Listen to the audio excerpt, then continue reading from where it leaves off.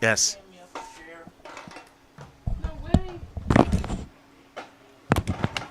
Chair. Yep.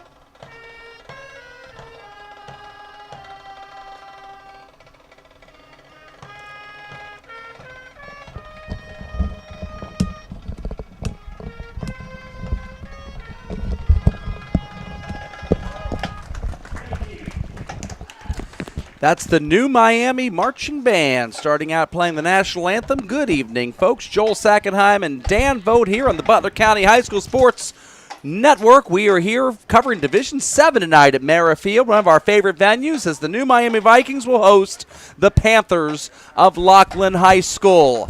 And Dan, glad to have you with us. Sure, glad to be here. It's been a tough year for New Miami so far. Yes, it has. I'll tell you, they got one win this year, and it was on a forfeit, I believe. Is that correct? That's correct. They had lost to Riverview East Academy in Week 2, but Joe Idle's not responded to my text message yet to tell me why, but I'm assuming it's going to be an ineligible player. Well, you're correct about that. Okay, you got it already. I did research that, and it was an illegal player. So you're right about that. So Riverview East ends up forfeiting the game. So New Miami actually has some first-level points, even though they've not walked off the field feeling like they won a game so far this year. And Lachlan coming in here with a 2-4 record. Lachlan has only won one game naturally themselves. Right. But then they also have a second win against Southern Buckeye in Week 2, which is a club team, which doesn't count in the OHSAA standings. So together, it's kind of odd looking at the standings. These guys have 2 wins and 1 win apiece, but really feel like they got 1 win and none apiece. Right, and Lockland, although they only have 2 wins, but the record technically is 1-4. If you add up the points scored versus the points given up, Lockland is actually on the positive side of the ledger. So that does mean that when they do win, they win big. Now Lockland is playing Division 3, Division 6. They're playing a higher quality of schedule so far, so that does bode well for them. Yes, their biggest opponent they played is Finneytown in Division 5. And they're going to have, obviously, New Miami and another 7 coming up next week with Miami Valley Christian Academy. These are a couple of games that Lockland feels like they could probably try to win. Right. And they are sitting in 17th right now, just outside the playoffs. And so a couple of wins these couple of weeks might get them into the playoffs as one of the lower seeds. That's what the Panthers are looking at. For New Miami, Mason Stevens, you mentioned, number 18, is their he's the only senior on the roster. Wow. Well, I mean, what can you say? Looking at his stats this year, he's only completing 23.3% of his passes. So I'm saying that probably the New Miami Vikings are definitely going to be running the ball. And we'll see what happens. Lachlan, the Panthers, they have a man that seems to be Mr. Everything. Damian Dawson, their quarterback, who's also leading the team in rushing. He's 74 attempts for 702 yards and 11 touchdowns, Joel. So we'll be saying Damian Dawson's name quite a lot He'll be number 1 in yellow tonight. Ball is on the tee, and we are ready to kick off. It is going to be Sam Mayer to kick it off, but we have a whistle right off the bat. So that kickoff is not going to happen. The flag is thrown on the near sideline, which is in the area you would expect to see offsides, and they'll probably be moving New Miami back 5 yards on the opening kickoff. So no white and dark teams here. I guess technically Lockland is in their yellow, which is a lighter color than the green. Well, it kind of feels, if you remember the old Fab 5 Michigan days. Right. Where the home team of Michigan might have worn yellow rather than the traditional white. It kind of feels like, and of course they've got the Michigan helmets as well while they're at it. They're beautiful helmets.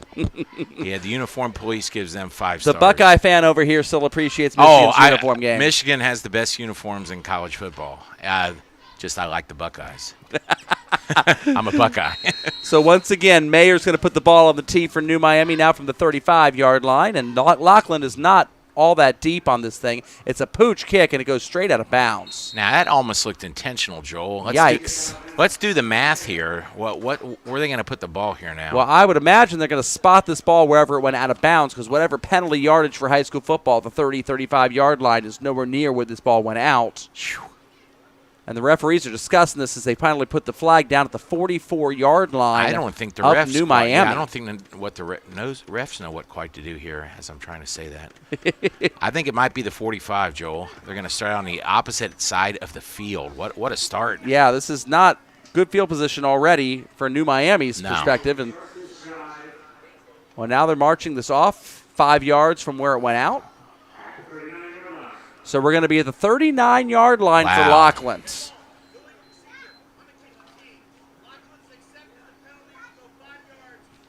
Five yards from where it went out of bounds. Good explanation. And I love a Division VII game. There's almost no crowd here. We can hear every word the referee is saying from the midfield. It is a little bit different. It's like he's talking to us, Dan. We need clarification. Talk a little louder. Thanks, buddy. Damian Dawson in the pistol formation for Lockland. This is going to be a fake handoff. And Dawson keeping around the outside. And he's got man-to-man, one man to beat to the end zone. Is he going to be pushed out? He is pushed out, Joel. And he's in the end zone according to the back judge.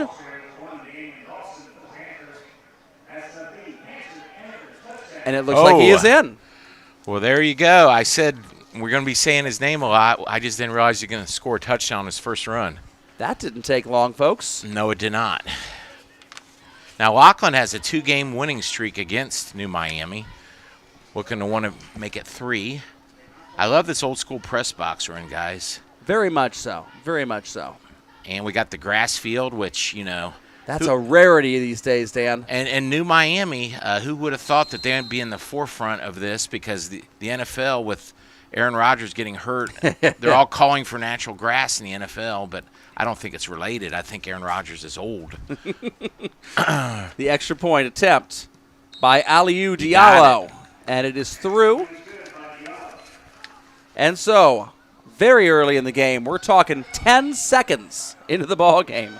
Lockland has already received a kickoff out of bounds on a penalty and ran at 39 yards for a touchdown run. We have a 7-0 Panther lead. Well, Joel, last week we had a kickoff run back for a touchdown on the first play of the game. So That's right, we did. This is almost as quick scoring, if not, about the same amount. Time-wise, it's quicker. I think because the kickoff was muffed and then booted and then picked up by Carson Cheek and run 98 yards. I think it took 16 seconds off the clock for the kickoff return for Peyton. So don't be fooling around getting your Doritos here. You got to sit down, ride a kickoff, because you're going to miss a score on the Butler County High School Sports Report if you're not in here quick. This stuff takes off, man. It hits different, as the young kids say. Diallo, Aliou Diallo is going to go ahead and put this ball. He's got a brother named Mamadou Diallo. God bless you, sir. That's right. He's number 2. He's at the very bottom of your screen. Let's see if they can do a little bit better on their kickoff than New Miami. I would hope so here. Well, I would think Diallo, by the strength of the extra point, is going to certainly have a little better kicking game there than the Vikings showed on that opening possession. Just by the way he's going back, looks like he's going to be a nice. Remember the Titans there for Lockland? Yes. Boom. And there's the squib line drive kick. It's going to bounce over the head of Dawson Hayes and into the end zone. Dawson Hayes, only a junior. It seems like we've been calling his name for quite some time in New Miami games here, but he was taking a pretty active role as a freshman. Yes. Only one senior on this new Miami roster, so it's a very young, inexperienced team. A lot of freshmen playing, and I think the scores being as lopsided as they are, they probably show the youthful inexperience. And, I mean, Dan, you know, a 14-year-old boy against a 17-year-old almost man. Yeah. Yeah, you're very right. difficult. You're giving up a lot of weight, a lot of size. Yeah, it's like, think about a fourth grader playing an eighth grader. You know, It's hard. They don't want that to happen. Shotgun formation for the quarterback, Dawson Hayes. Looks like actually it's Mason Stevens, 18 back there at quarterback. And we've got a flag. Wow. Looks like the line judge is going to the umpire, and the referee's going to come in to get an explanation. I think we're going to have a false start on New Miami. Boy, oh boy, New Miami has more penalty yards than anything so far. They've run 0 plays and had 2 penalties. Mercy. 3 penalties. Looks like the Packers. 3 penalties because you had the offsides on the kickoff, and then you had the Yes. kickoff out of bounds. So Almost like the Packers last night. there you go. Mason Stevens going to take the ball, left-handed thrower. He's got him. Throw it to Jacob Curtis, Wow. the sophomore tight end. And Curtis is going to stumble his way for a nice gain. Truth And that's going to be Bankhead. first down. Yeah. Truth Bankhead on the tackle for the Lockland Panthers. Nice play there. Quick little slant. He kind of faked like he was looking outside to Sam Mayer and instead cut it up the field there Yes. to Curtis. Big lefty. Got to love a left-handed quarterback there. He's got some size, I'll tell you. Mason Stevens going to go ahead and take this snap, and again looks left, and that ball is well overthrown. Looks like a little miscommunication on the route. Sam Mayer and Jacob Curtis, the 2 receivers that are out there, they crossed each other, and it looked like the quarterback, Stevens, was kind of expecting a little 3-step and button hook there from his outside receiver. I think Curtis did run the wrong route there, and Mayer kind of told him that, and we'll see if they can get this straight.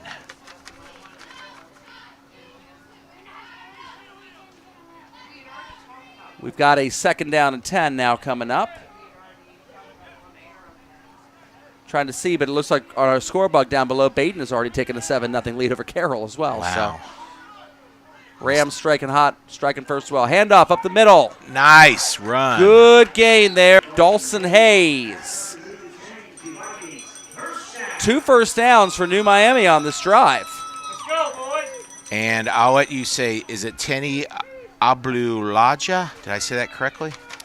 For the tackle? Look at number 8. Yeah. I would believe that'd be Tenny Abilaja. All right, very good. That'd be my hunch. We've not been able to get down to the field to talk to the coaches to get pronunciations before the game because we were dealing with all kinds of technical issues with our system. We got this thing up and running about 5 minutes before game time tonight. That's We great. had it all the way, right?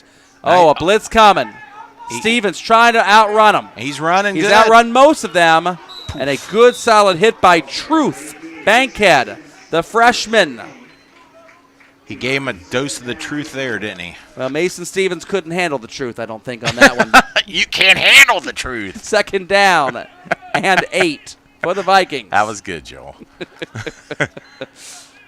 All right, 2nd 8. So that was great, making a sack and a 2-yard gain.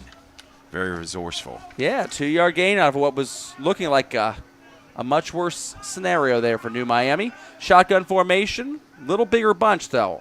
Only receivers to the right side. It's a handoff to Hayes up the middle.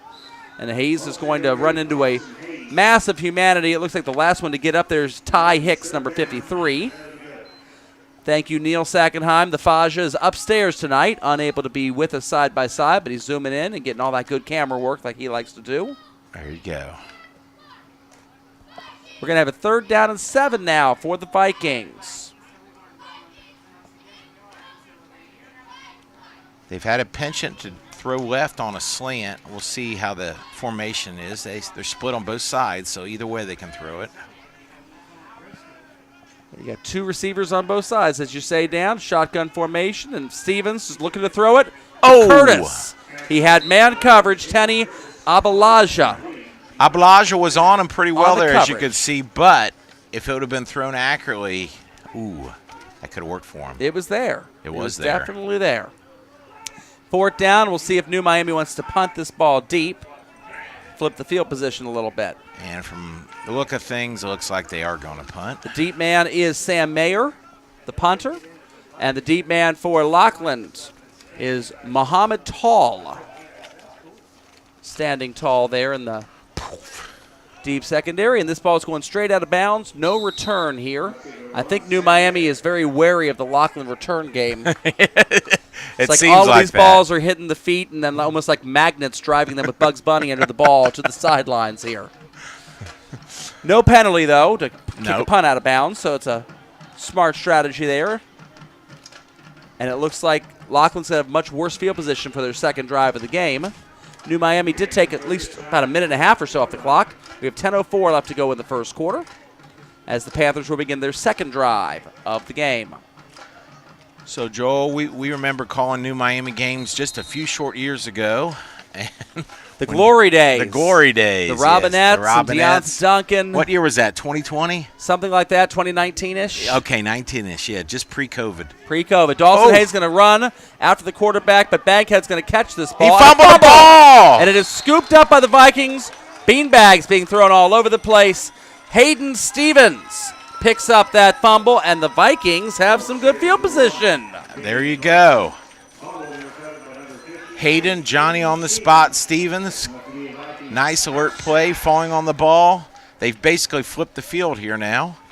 So let's see what New Miami can do with this great field position. They're going to be inside the 30-yard line here going in. This is a golden opportunity for the Vikings to try to counterpunch the Lockland Panthers after that first hard punch early in the game. Stevens, the quarterback, is going to run this. It's a design quarterback draw. He's the biggest man on the field. You can see him. Oh, he's lumbering huge. down there as Truth Bankhead takes him down, but Stevens got the better of that encounter. It's going to be second down and very short. I'll tell you, we've been saying Truth Bankhead's name a lot. He is a freshman, Joel, and he's their #1 tackler statistically this year for the team. Truth's going to be with them a while, and they're going to enjoy this gentleman. That is the truth. That is the truth. Second down and 4 for the Vikings. Mason Stevens to take the snap. With a tight end on the offensive line. There's a pitch. Dawson Hayes a little behind it, but Hayes makes a good recovery on that.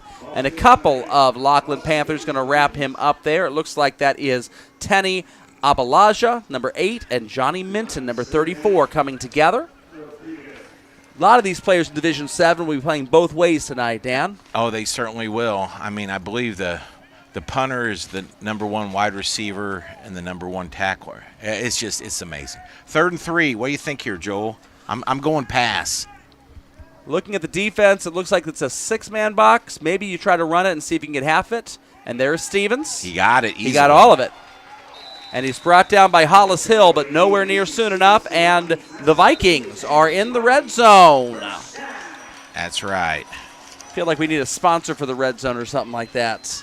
You listen to those WMOH games on the radio, and I think there's a first down sponsor who's a insurance guy or something like that, and he gets his name right every time there's a first down in the game. That's a Reds hamburger. First down. It's not Red's Hamburgers anymore. No. Oh. Are they even open anymore? 127 Grill. The 127 grill, now. First down. That's right. Maybe they'll send us some food at halftime. That'd be great. First and 10 for the Vikings at the 16-yard line. Going in. Stevens straight going to quarterback take draw. this. Yep. And actually, it's Dawson Hayes lined up as the quarterback. So a little trickery there on the part of the Vikings, having a direct snap to the running back there. And that was Billy Parrott on the tackle for Lockland. He got 2 yards, I'd say, so it's going to be 2nd and 7.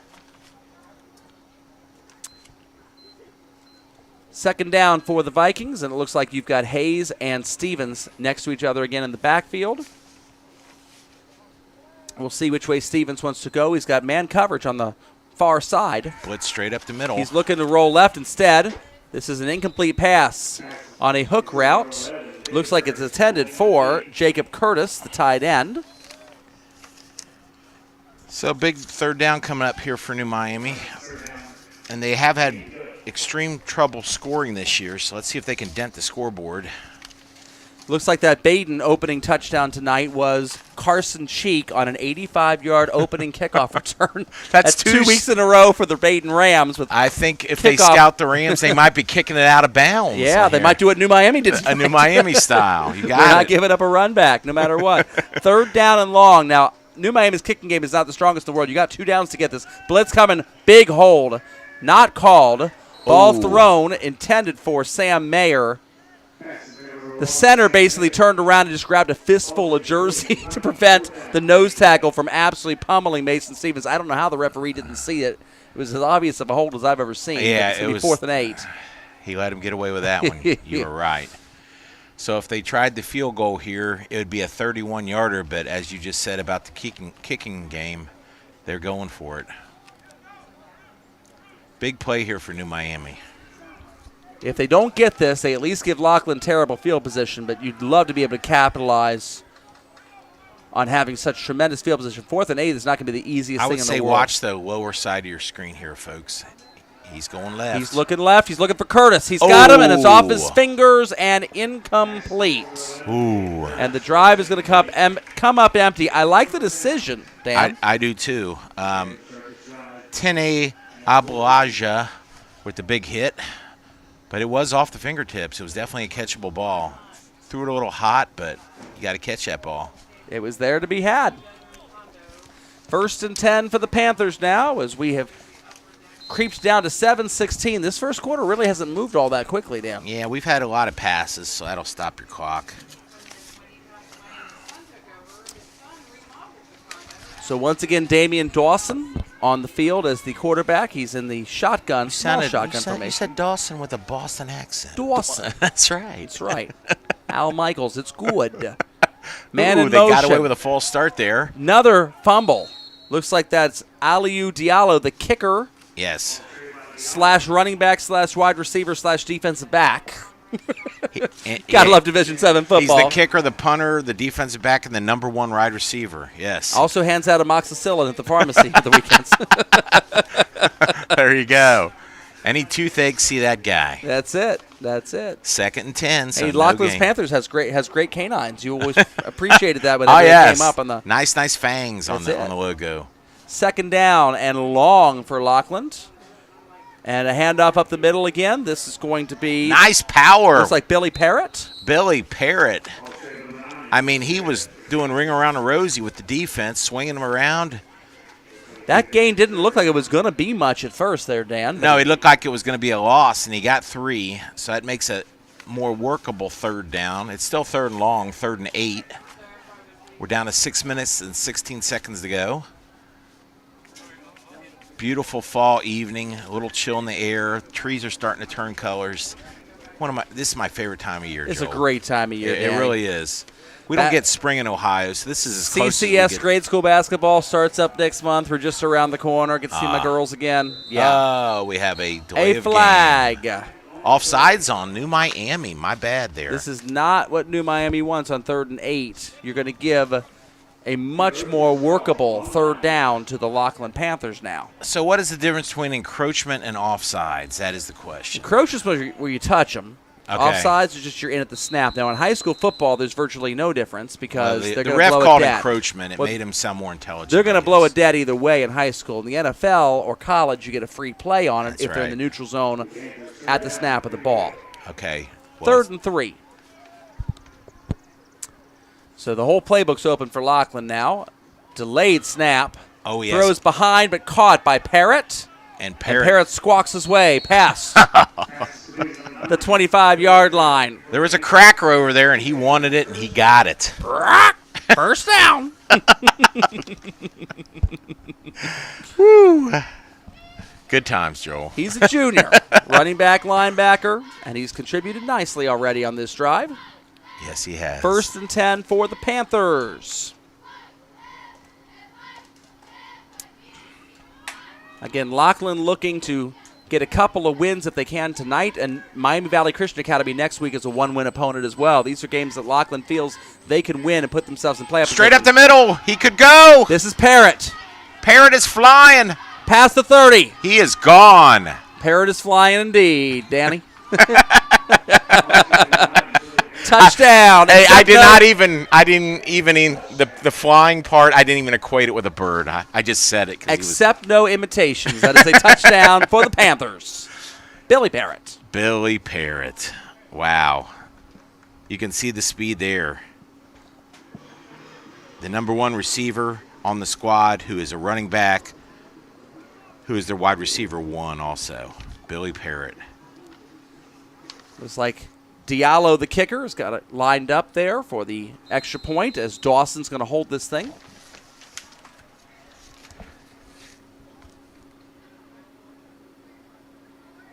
Kick is up. He kicked the laces, I think. He did, but he got it. And it's no good. Oh, you're right. To the right. So it's a Interesting. 13-0 Lockland Panther lead. 4 minutes and 44 seconds remaining here in the first quarter of play. Looking at this Division 7 bracket here. All right. So this will be on the screen for everyone. If it'll let us. Let's see here. Neil's giving you an overall view of the crowd here. Well, maybe we can't. I guess we're just going to keep it right here for right now. Okay. All right. You got another computer over there. You can look on that one. Oh, I can look and see anything I want to, but I'd love to be able to show it to you folks Yes. in the audience. But XSplit has not been the friendliest to work with tonight. They've been split with us. All right. 4-4-4 left in the first quarter. Brought to you by the attorneys. 4-4-4. Was that Blake 4-4. Maisland? Yes, it is. There you go. It's good You know, marketing on his It was part. a great phone number until they required you to dial the area code. Then it 51344. So it doesn't roll off the tongue. Kind of ruins that a little bit. If there's a 444 area code, maybe that'd be different. All right, here we go. We got a kickoff coming. Let's see what kind of damage. It went through the end zone last time. Diallo's kick. He's going to run Squibbed. It's going to be caught on the fly. Dawson Hayes has some running room, lowers his shoulder. Oh, man. Goes into Les Criswell, the freshman. And also Johnny Minton with the hit. He was one guy away from busting that. So nice firm tackle there. But good field position. They're up at the 40 here. All right, so 1st and 10 for New Miami at the 40-yard line. This will be the first of the Panther-Vikings games for this weekend. Yeah, we got a couple Panther-Viking games this weekend. One in the NFL on Sunday. That's in right. Charlotte. Joel's Panthers against the Minnesota Vikings, who I can't stand being a Lions fan. Couple So, 0-3 teams. That's right. So I'm saying the Panthers will get their first W. That'd be very nice. Oh, broken play. Up the middle and tackled. It's going to be a loss of a couple yards. I think, yeah, he's kind of getting – both players are kind of on each other about that. It looked like it was going to be a pitch around the end, but the quarterback never pivoted and pitched because the pressure was so difficult for him. Lachlan's defensive line has been getting in on New Miami quickly tonight. Yeah. New Miami's offensive line, again, they're young. They're going to be good as they develop and put on some pounds and grow into their bodies, but a lot of freshmen out there right now for the Vikings. And they're learning on the job. I'll tell you something I noticed here at the end of this play coming up. Here we go. 5 receivers now for Mason Stevens.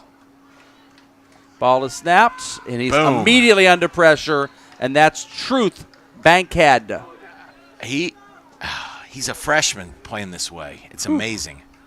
The guy is a stud. Go ahead, Dan. You had something.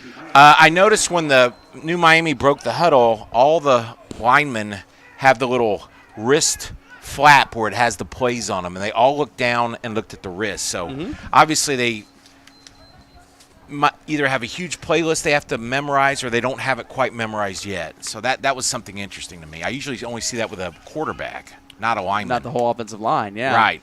And Lachlan's blitzing. They're sending way too many people there after Stevens. He's gone. They can't again. possibly block all those guys. No. You remember, Dan, when Zach Taylor first took over the Cincinnati Bengals. Right. He had Dalton the first year and then Burrow in his rookie season, and they lost almost every game with Burrow the first year that he had him. But the offensive line was having a hard time blocking for both Dalton and Burrow those first 2 years, and Zach Taylor was running these 5 wide receiver sets. Right. I'm seeing some similar stuff with New Miami here. They're not being able to block this Lockland blitz, and yet they're just sending 5 receivers out on pass patterns. Well, you know, so they're punting here. It's 4th and 20. But a nice little screen pass. Longer than that. Let's go 4th and 26. G-Mini. Boom. Almost blocked the kick. Kick is up. Nice Danger roll. there, and it's going to finally die around the 48.5-yard line. It's going to be fielded there by Josh Sneetzer. So to show you how far they were in the hole there, their punts got within 1 yard of the first down marker, the line to gain. So that was a tough one to get there. So no wonder they punted. Yeah, I can't blame him on 4th and 26 at that field position. No. Not at all. But now Lockland still has good field position at the 48-yard line. Pivotal defensive series for New Miami. I feel like the game might be slipping away already in the first quarter. Very early. Yeah, it's early, but my goodness, they got to make a stop here. 1st and 10 for Lockland. Handoff up the middle. That's Truth. Bankhead. Ooh. And he's finally brought down by Jacob Curtis. But he's going to be very close to the line to gain. It'll be 2nd down and 1 for the Panthers. Curtis there had an excellent opportunity to strip that ball from his hand. He was trying, but the tackle happened first. Good try for the strip, though, by Curtis. 2nd down and 1 for the Panthers. Who looked like Michigan. Who look like Michigan. The Pantherines. Handoff to Bankhead again. And he's up the middle on a draw. Bankhead's gone, Joel. No one's going to catch him. All the way to the end zone. Easily done. 39-yard touchdown. And Lockland pouring it on early. You wonder if Truth Bankhead is 26 years old the way he's playing tonight. He's a freshman. He's had a great game. He is a freshman. And by great game, I mean 10 minutes or so, because we're not even through the first quarter yet. Oh. He's making tackles. He's doing it all. Here's the stat from Rick Asano on Baden Carroll tonight. Baden has scored the last 145 points in this series. That's domination, Holmes. Diallo's extra point is up. This time he does not kick the laces. A good spin of the ball there by Dawson. And as Al Michaels would indeed say, would indeed. That's what kind of comedy you get when you call a game with your cousins. Good. Things we noticed listening to football games over the past 20 years. Al Michaels and his good.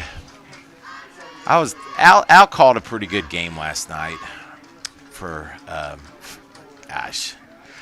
do you get Amazon Prime? Yeah, do you get ESPN Plus? I'm gonna miss the Jaguars game on Sunday from London. ESPN Plus. Yes. I normally subscribe to it during college basketball season to see Emma Brorman. Okay. And a lot of Bearcats games. Well, yeah, I don't care about the Bearcats quite as much, but Emma Brorman is the best girl I ever coached in grade school basketball. She's now a 5th-year senior at the University of North Florida in the Atlantic Sun Conference. A lot of the Atlantic Sun games are on ESPN Plus. Okay. So I typically get it for a few months. So I might get it. If Morgan doesn't have it, I might get it for this Sunday and have you come on over to see Falcons and Jaguars, because I'm going to need it come November anyway. That's right. Well, you got to root for the the Jags for sure. They're in your division. Kickoff is not out of bounds. It's fielded. I think inbounds. I think the ball kind of stopped dead there. It did. And he said, "It's a live ball. I better get on that." I wonder if in high school football you can step out of bounds first and then touch the ball like you can in the NFL. Yeah, yes, you can. It's just they might not know that rule. That would have been the opportune time to use that, I think. Well, there's some unusual things I saw last night. I saw Green Bay complete a bomb when the clock said 0-0-0. But, this is normal. Baden Rams 21-0 over Carroll right now. Wow. They're not having any problem with the Patriots. Rams definitely are the number one in their in the region. In their region, for yeah. sure. I think, Trotwood Madison's second, but they have 2 losses. Actually, currently at this very moment, CJ is second. CJ is shot up to second. They beat Fenwick last night. Okay, there you go. On a Thursday night game at Glass Stadium. That shot them from like 7th to 2nd, but they played 1 extra game, so we'll see as other teams try to overcome them. It's a great win for CJ. Yes. Most points they've gotten for a game all year. 1st and 10 now for the Vikings inside their own 10 after a penalty. Handoff goes to Hayes. He is wrapped up and tackled. It looks like that is Johnny Minton. Johnny on the spot for the Panthers. 2nd down. No gain, looks like. They might be giving him 1. Chris Vogt, we're glad you're tuning in. He says we sound good. Great. Something's going on with XSplit Broadcaster, though, because we cannot get off of this screen. So we're going to keep it on this screen. We're not going to run a commercial. We're not going to go ahead and try to do anything fancy with the graphics. And if we don't know any commercials, we can make them up, as George Carlin would say. That's it. So sorry, fans. We're not going to have the visual aids at halftime tonight. Just not going to happen. But XSplit is doing what XSplit does. Handoff up the middle. That was a good gain. And this is going to be to the 15-yard line. 14-yard line, maybe. It's going to be 3rd down and medium now. Yeah, maybe for the Vikings. 5 yards, 4. If they get the put, it looks like they're going to get the put out before the quarter. We're winding down. We're down to 15 seconds to go in a quarter. I don't know if they realize that. I think they're going to get it off. Snap the ball. He got it. 3rd down play. Stevens going to run outside. He's got a man. Oh! And it's off the hands of Sam Mayer, the punter / wide receiver. No, sorry, not Mayer. Noah Henry, number 7. That's not number 1. That was kind of called a waggle. You kind of waggle around the opposite direction.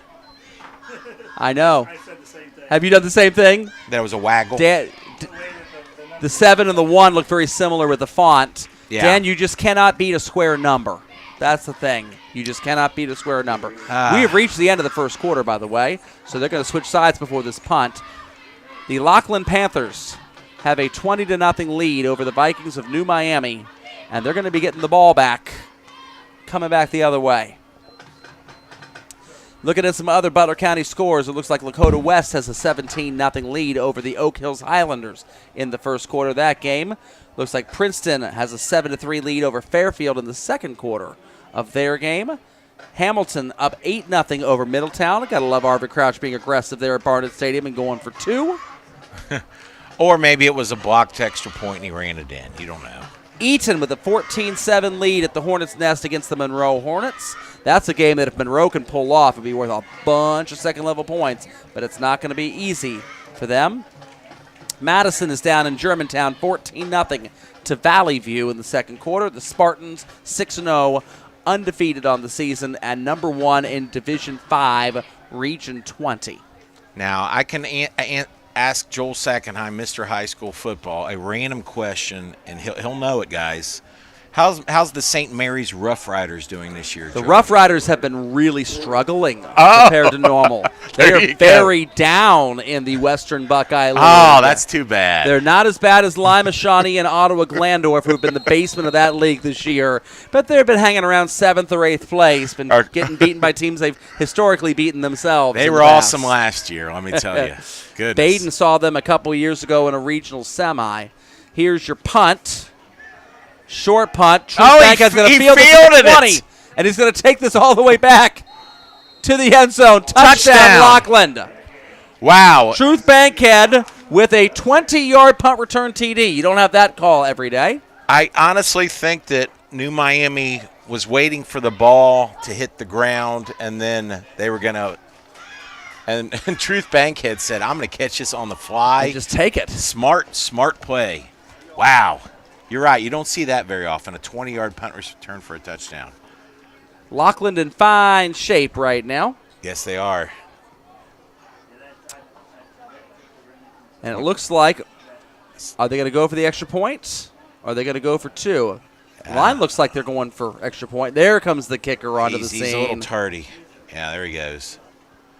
I guess they were considering 28 sounds better than 27. Well, I think they have to confirm any scoring play in New York. So that's what the delay was on that. The kick is up for Diallo, and it is good. 27-0 Panthers. 11:54 left to go in the second quarter. I'll tell you, Lachlan has came to play tonight. I was looking at their last few games. They lost 40-7 to Elmwood Place. They lost 34-31 to Dayton Christian. They beat Riverview East Academy 40-8. So they can score, and boy, they're scoring early here. Yes, they are. Yes, they are. And Lockland is not going to be getting a home game, I wouldn't think, unless they can win their game against Cincinnati Country Day in Week 9. CCD is 6-0. The Nighthawks are the class of the Gray Division. You said Lockland gets them at home or at CCD? That game is at Lockland. Okay, well. But as far as a home game for the playoffs, though, yeah, you need to finish in the top 8 of the region. Lockland is not going to get the points from this game or from Miami Valley Christian next week. How about the first 4 teams get a bye in the second 8 and just have 12 teams? I would be fully on board with such an arrangement. I think it'd be great. You could give the top 4 teams a week of rest and a well-deserved rest, and then let them start off the playoffs at home. Oh, I don't know about this 16. Something to play for a bye week. Especially when you have is just too many. 17 teams, I think, in Division There's 1. 19 this year, but there's been 17 in the past. You're right about that. Yeah. Line drive kick is through the hands. Okay, so even if he touched that, Joel. Doesn't matter. It's a touchback. Yeah, it's a touchback. Yeah, right. No possession, so therefore no fumble.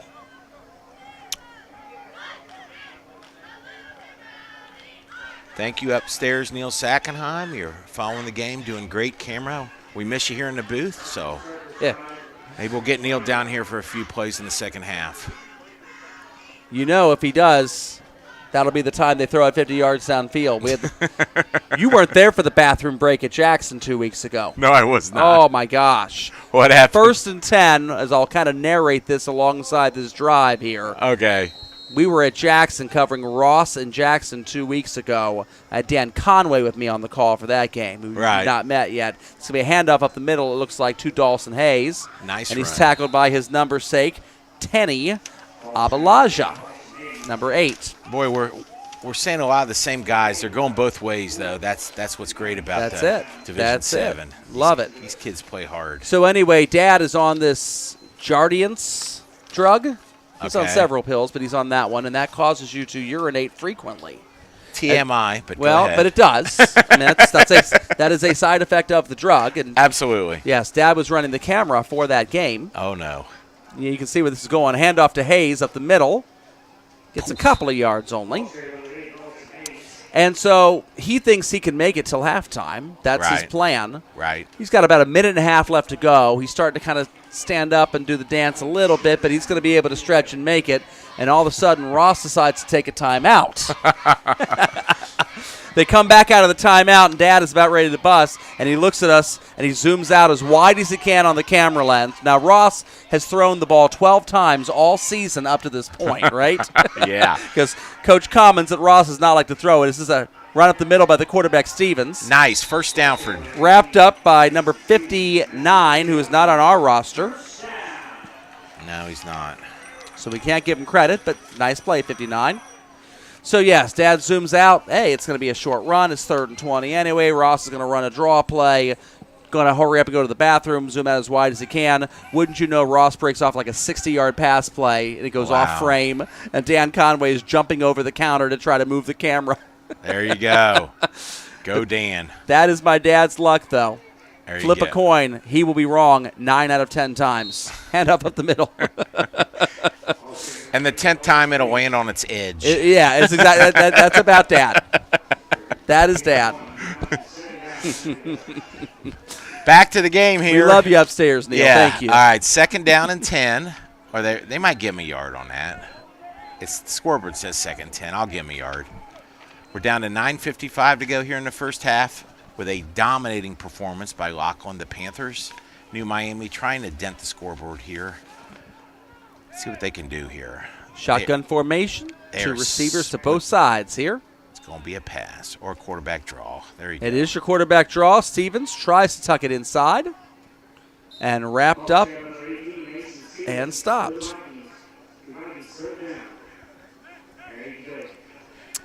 Well, Go ahead, Dan. Yeah, New Miami fans, I know the future is going to be rosy for you because this is a very young team, as Joel has Very said. young. Very young. And, look at Truth Bankhead on Lockland. Now, that's a freshman. So there are freshmen out there waiting in the wings to join your club next year, and they're going to gel, and things are going to get better. They're just taking their lumps right now. What do the 5 stair steps say? Ooh, child. Things are going to get easier. Yes. That's right. That's great. You can quote that How about 1970 song. 3rd and 8. Stevens, there's the flag. Oh, we got another false start. False start Vikings. They've had a few of these tonight. And so not 3rd and 8, but it's going to be 3rd and a long 13 now for New Miami.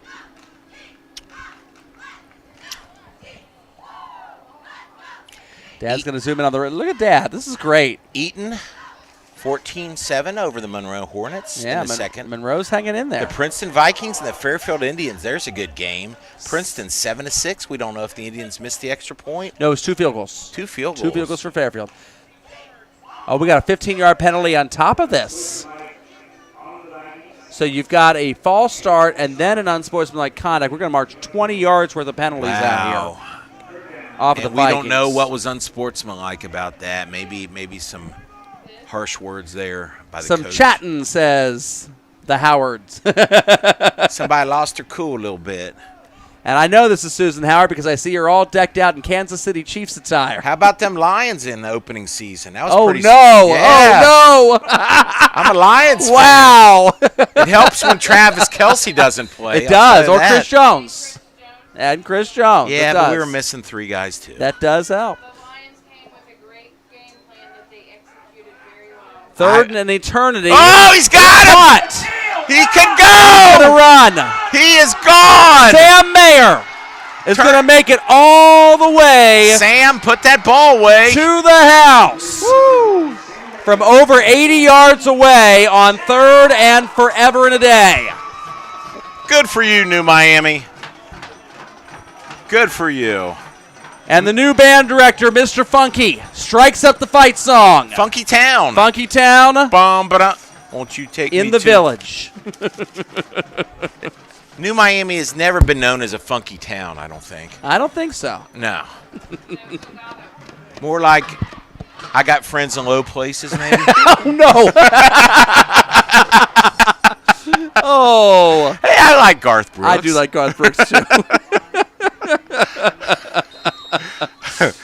Anyway, I wasn't slamming you, New Miami. I love your charming town. We love the village. We love the village. It's always fun when we get to come here and call a game. Great environment, grass field. It's beautiful. People are awesome. So many great memories. The Robinettes. Oh, my gosh. What a team Deonta that Duncan. was. Oh, yes. The kick is going to be up. He And got the kick it. is good. That was a low-line drive, but he got it over the goalpost. It got through. 27-7 now. All right. Let's see if this can ignite the New Miami defense. Get maybe a quick 3 and out here and get the ball back. I want some close games here, guys. That's it. It was those Cincinnati boys against each other in that Lakota West up 31-0 in the second quarter over Oak Hills. They're not having any problem there with the Highlanders. Lakota West, after losing their first 2 games of the season to St. Xavier and to Princeton, they're in perfectly fine shape. They're going to be a tough team that nobody wants to deal with in the playoffs. That Princeton-Fairfield game. Princeton is 6-0. Right. Fairfield is 1-5. Right. Fairfield's played some tight games that have been close losses. Right. Princeton has not been dominating en route to their 6-0 record. They've been squeaking by, you're I saying? told Steve Vaughn on the radio last week, I said, I wouldn't be completely surprised if Fairfield gives them a fight. I love Steve Vaughn. I'm Steve Steve Vaughn. Vaughn. It's a classic. It is very much a classic. It's almost like good old Bob Long from I'm Bob Long. Oh, my goodness. I remember him. WMOH. He was the one that got me into MOH. Yes, Bob Long. We used to listen to him for snow delays in high school. Oh, my gosh, yeah. That was back before they had television. back before you were born. Back before the internet, folks. Back before the internet. We didn't have phones or anything. We just talked to each other. It was crazy times. New Miami had only 10 men on the field. Now they've got 11, so now they're ready for the kickoff. And it's straight And out we're going to of have a bounds. whistle He's trying to kick it out of bounds, and a timeout was taken by New Miami to set up this next kickoff out of bounds. Let me just say this. If they're kicking out of bounds to prevent the run back, yes, that's fine. But instead of kicking it at a 45-degree angle out of bounds, maybe make it like 26. The ball is going just almost straight out of bounds. Can you get it a little deeper? Is what a you're little saying, deeper Dan? and out of bounds, yeah. A little deeper would be nice. Yeah. Got to practice that angle there. I'm not a kicker, though. I don't know how difficult that is. Yeah, even a line drive squib towards the out of bounds, I think, would be pretty effective here. So, Dan? Yes, sir. What adjustments would you say for New Miami? It's nice they got the touchdown. One freak play or something you think you can try to string together something with? No. Well, got you off guard with that question, didn't I? It's a good question. It is a good question. I do think Lachlan will kind of respect the speed that New Miami showed on that play, and it might open up a little bit more of the running game. So we'll see. I think Lockland was kind of on cruise control with that huge lead, and they were shocked by that. Very much so. They were kind of looking at getting the ball back and get a running clock for the second half. Squib kick. Nice job. It's going to be recovered there by Aliou Diallo. So that was drawn up in the huddle there in the timeout by Chris Fogle, the new head coach. Much better than kicking it out of bounds. And give yourself a chance to recover it, right? Yeah. So that was Ayala with the great fielding play. I like that strategy. I did too. New head coach taking over the program this year. Andy Stuckert has departed. He is up at Talawanda. Okay. Where Brave. He has one player, the Brave, yes. But he's doing pretty well with doing pretty well with the one player. They've gotten one win. Is his name Fogle? Am I pronouncing that correctly? For yes, New Miami? Chris Fogle, the there new head coach for New Miami. 1st and 10, Panthers. Just barely on their own side of midfield. Oh. Handoff is swallowed up and nowhere for Parrott. Wow. To run. That is Dalton Gentry. And Caden Schnetzer, a sophomore for New Miami. And I believe the pronunciation I was told by Dan over there, our PA announcer, believe it or not, is Schneitzer. Long E. Schneitzer. Sneet. That's Dan's new favorite name to say. Sneet. Now that he doesn't have Donovan Howard to call anymore. It's better than the Muhammad Abdullah we used to have. Muhammad Abdullah? That sounds like a character on the Cosby Kids. Either that or it sounds like something that Fred Flintstone would say, right? Yeah, Abdullah. Oh, we get offsides there. Hard count. Dawson's going to go ahead and pull 5 yards back for his team on that. New Miami has not been the most disciplined as far as the line of scrimmage tonight. No, they Offense haven't. or defense, they've given up 5 yards multiple times. So it goes from 2nd and 14 down to 2nd and 9 now. We have 7 minutes and 42 seconds to go in the half. Second down, a passing play. This ball is complete.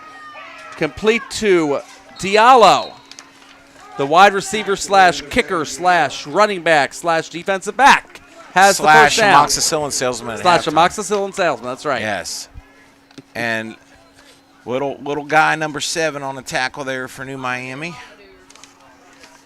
Trying to get his name. 1st and 10 now Noah for Henry. the Panthers. Noah Henry, 5'5", 130 pounds. Pound for pound, probably the strongest guy on the team. Low snap. It's going to be kept by Dawson. He's going to try to juke his way outside, and he Dawson breaks it. jukes it. All the way down the field. Barry Sanders moves. Look at Spin this. move. Whoa! Line, and he is going to be down at the 1 yard line. What a run. He looked like Barry Sanders. Damian Dawson. Neil, I hope you got that. Dad got that very well on camera. Electric. Mercy me. How do you contain that? You don't. Breaks out to the sideline, tremendous burst of speed, and then multiple cutback and spin I love moves. cutbacks. I see so many players week after week just instead of cutting back, they run out of bounds. He was not going to do that. He was going for it. 1st and goal, Panthers. It's a quarterback draw for Dawson. After all the work that Dawson did in the first place to get it down there, they want to give him the touchdown. And he didn't get it. He's short. They're going to mark him just short of the goal line there. Here's my favorite play, Joel. You know Quarterback what it is? sneak. Right behind the center's rear end. No shotgun The here. Philadelphia Eagles love it too. Oh, well, they do that. There he's right. Here he is. There he is, right under center. He'll fall forward. And there's And your tush push. And a flag thrown for the tush push, which I guess is not legal in high school football, even though it's legal in the NFL. No, I don't think so. We'll see. The referee behind the play called it. There it is. You're Yes. right. The tush push. The tush push on the offense. That's got to have a different name, Joel. That just doesn't sound like a football call. How about baby got back? You like that one better? We got to find out. All right, I'm going to ask the PA man here. It's fine. What's his gentleman's Dan name? Markham is our PA Yeah. guy. Dan, what do they call the tush push officially? Tush push, he says. He's going with tush push is the official He name. likes Joel's vernacular there. Looks like it's only a 5-yard penalty. There is no tush pushing in football. I'm sorry. It just doesn't sound right. There you go. All right, we got 6 minutes to go. See if they can stop him. So Dawson's going to have to try to do it again a little more creatively now. And he's going to go ahead and roll out. He's going to get sacked. Whoa! Wrapped up and brought down Boy, by the Vikings. And the one to get the official credit for the sack is Jaden Hill, the freshman.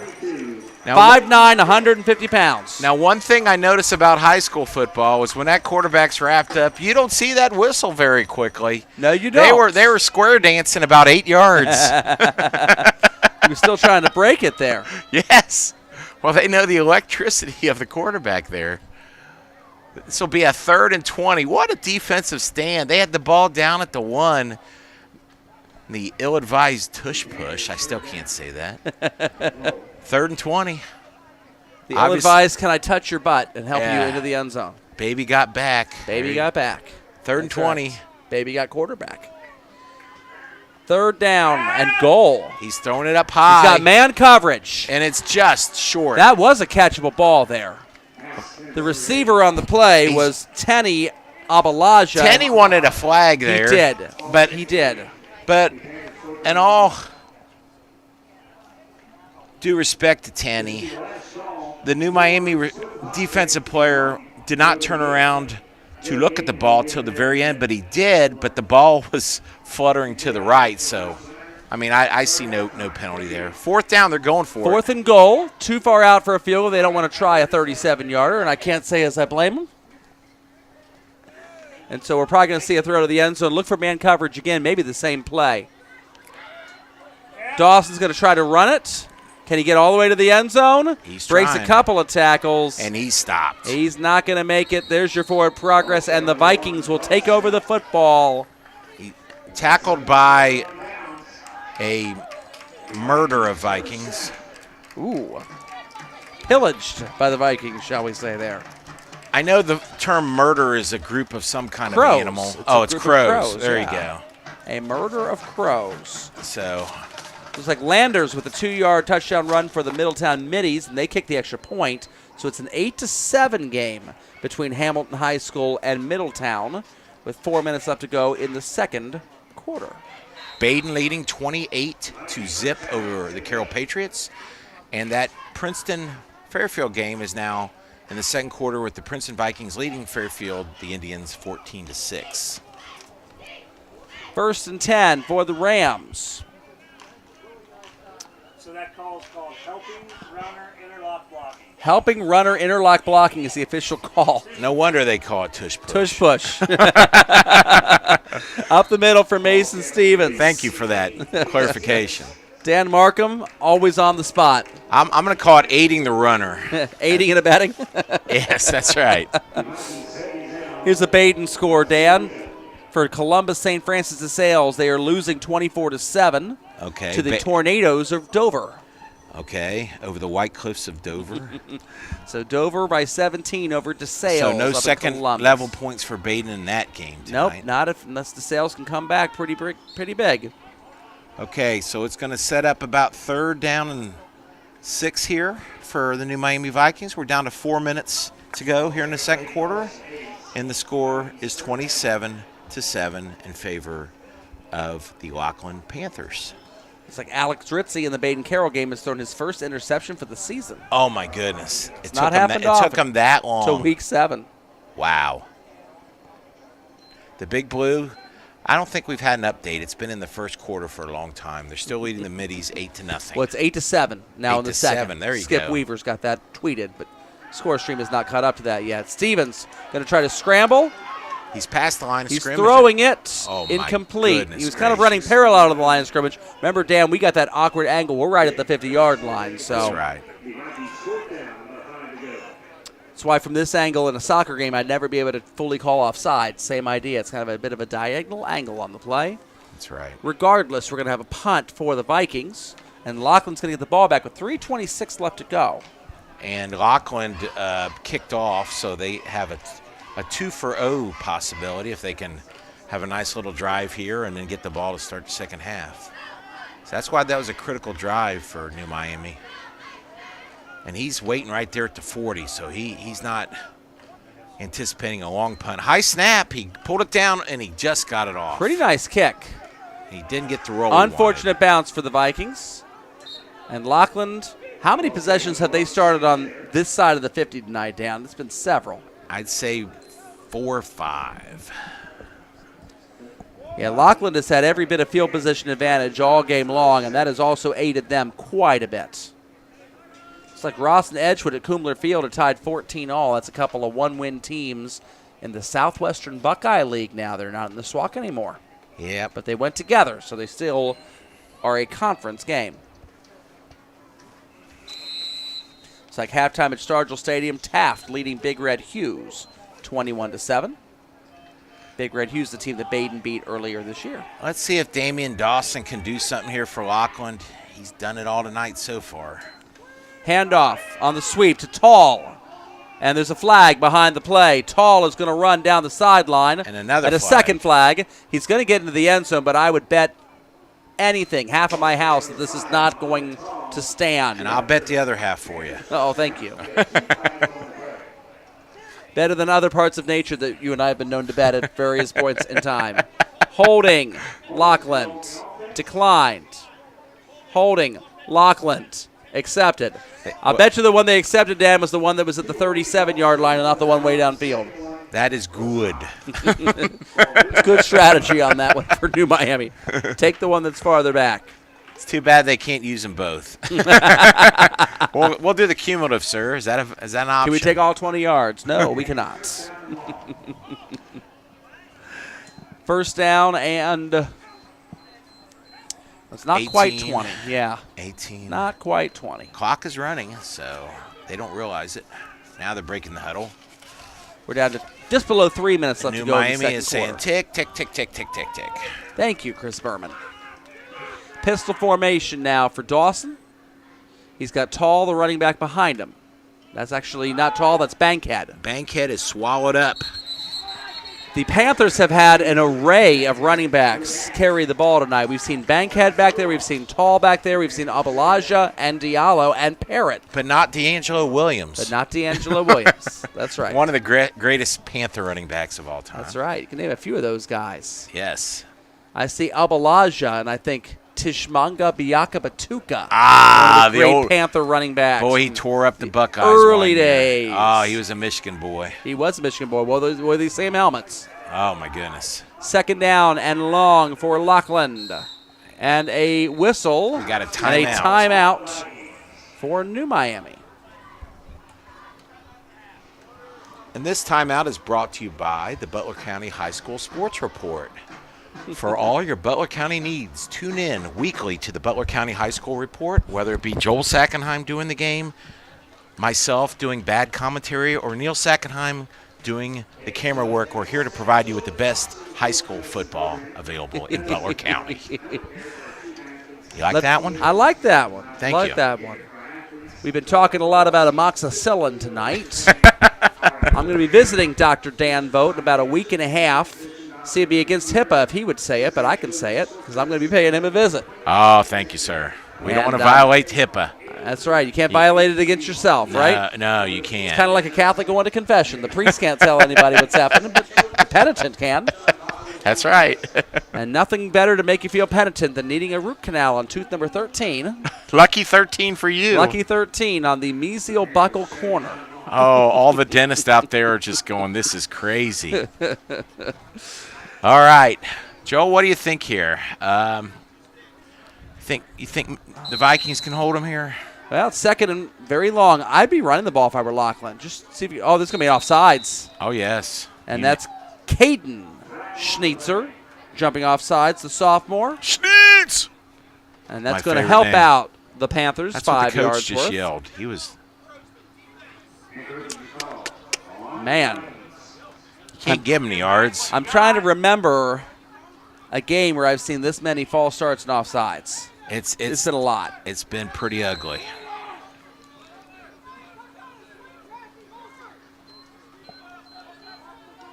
Second down and 12 now, or 15 maybe. We'll say 2 minutes to 15. go. Man Same. goes in motion. That's tall. Dawson's going Blitz. to be under pressure. He should pick it, It's and he does. intercepted. Nice play. And I don't think the receiver He didn't know it was coming. Elijah ever saw that ball coming. No, he didn't. That's why I said he should pick it. Looks like Sam Mayer. Sam Mayer has the good one who had the hands. long 80-plus yard touchdown catch is the one that also makes the pick. He's had a very nice night tonight. He has a very nice night, and too bad Sam couldn't scamper with that ball afterwards. At least the receiver had enough sense to turn around and shove him down. So that's a nice stop for the new Miami Vikings. Prevents a score here, and then Lachlan getting the ball to start the second half. Let's see if they can do something with a 2-minute offense here. How many timeouts do they have, Joel? One timeout only. Just one. But the clock will also pause momentarily for any first down that's tackled in bounds. Okay.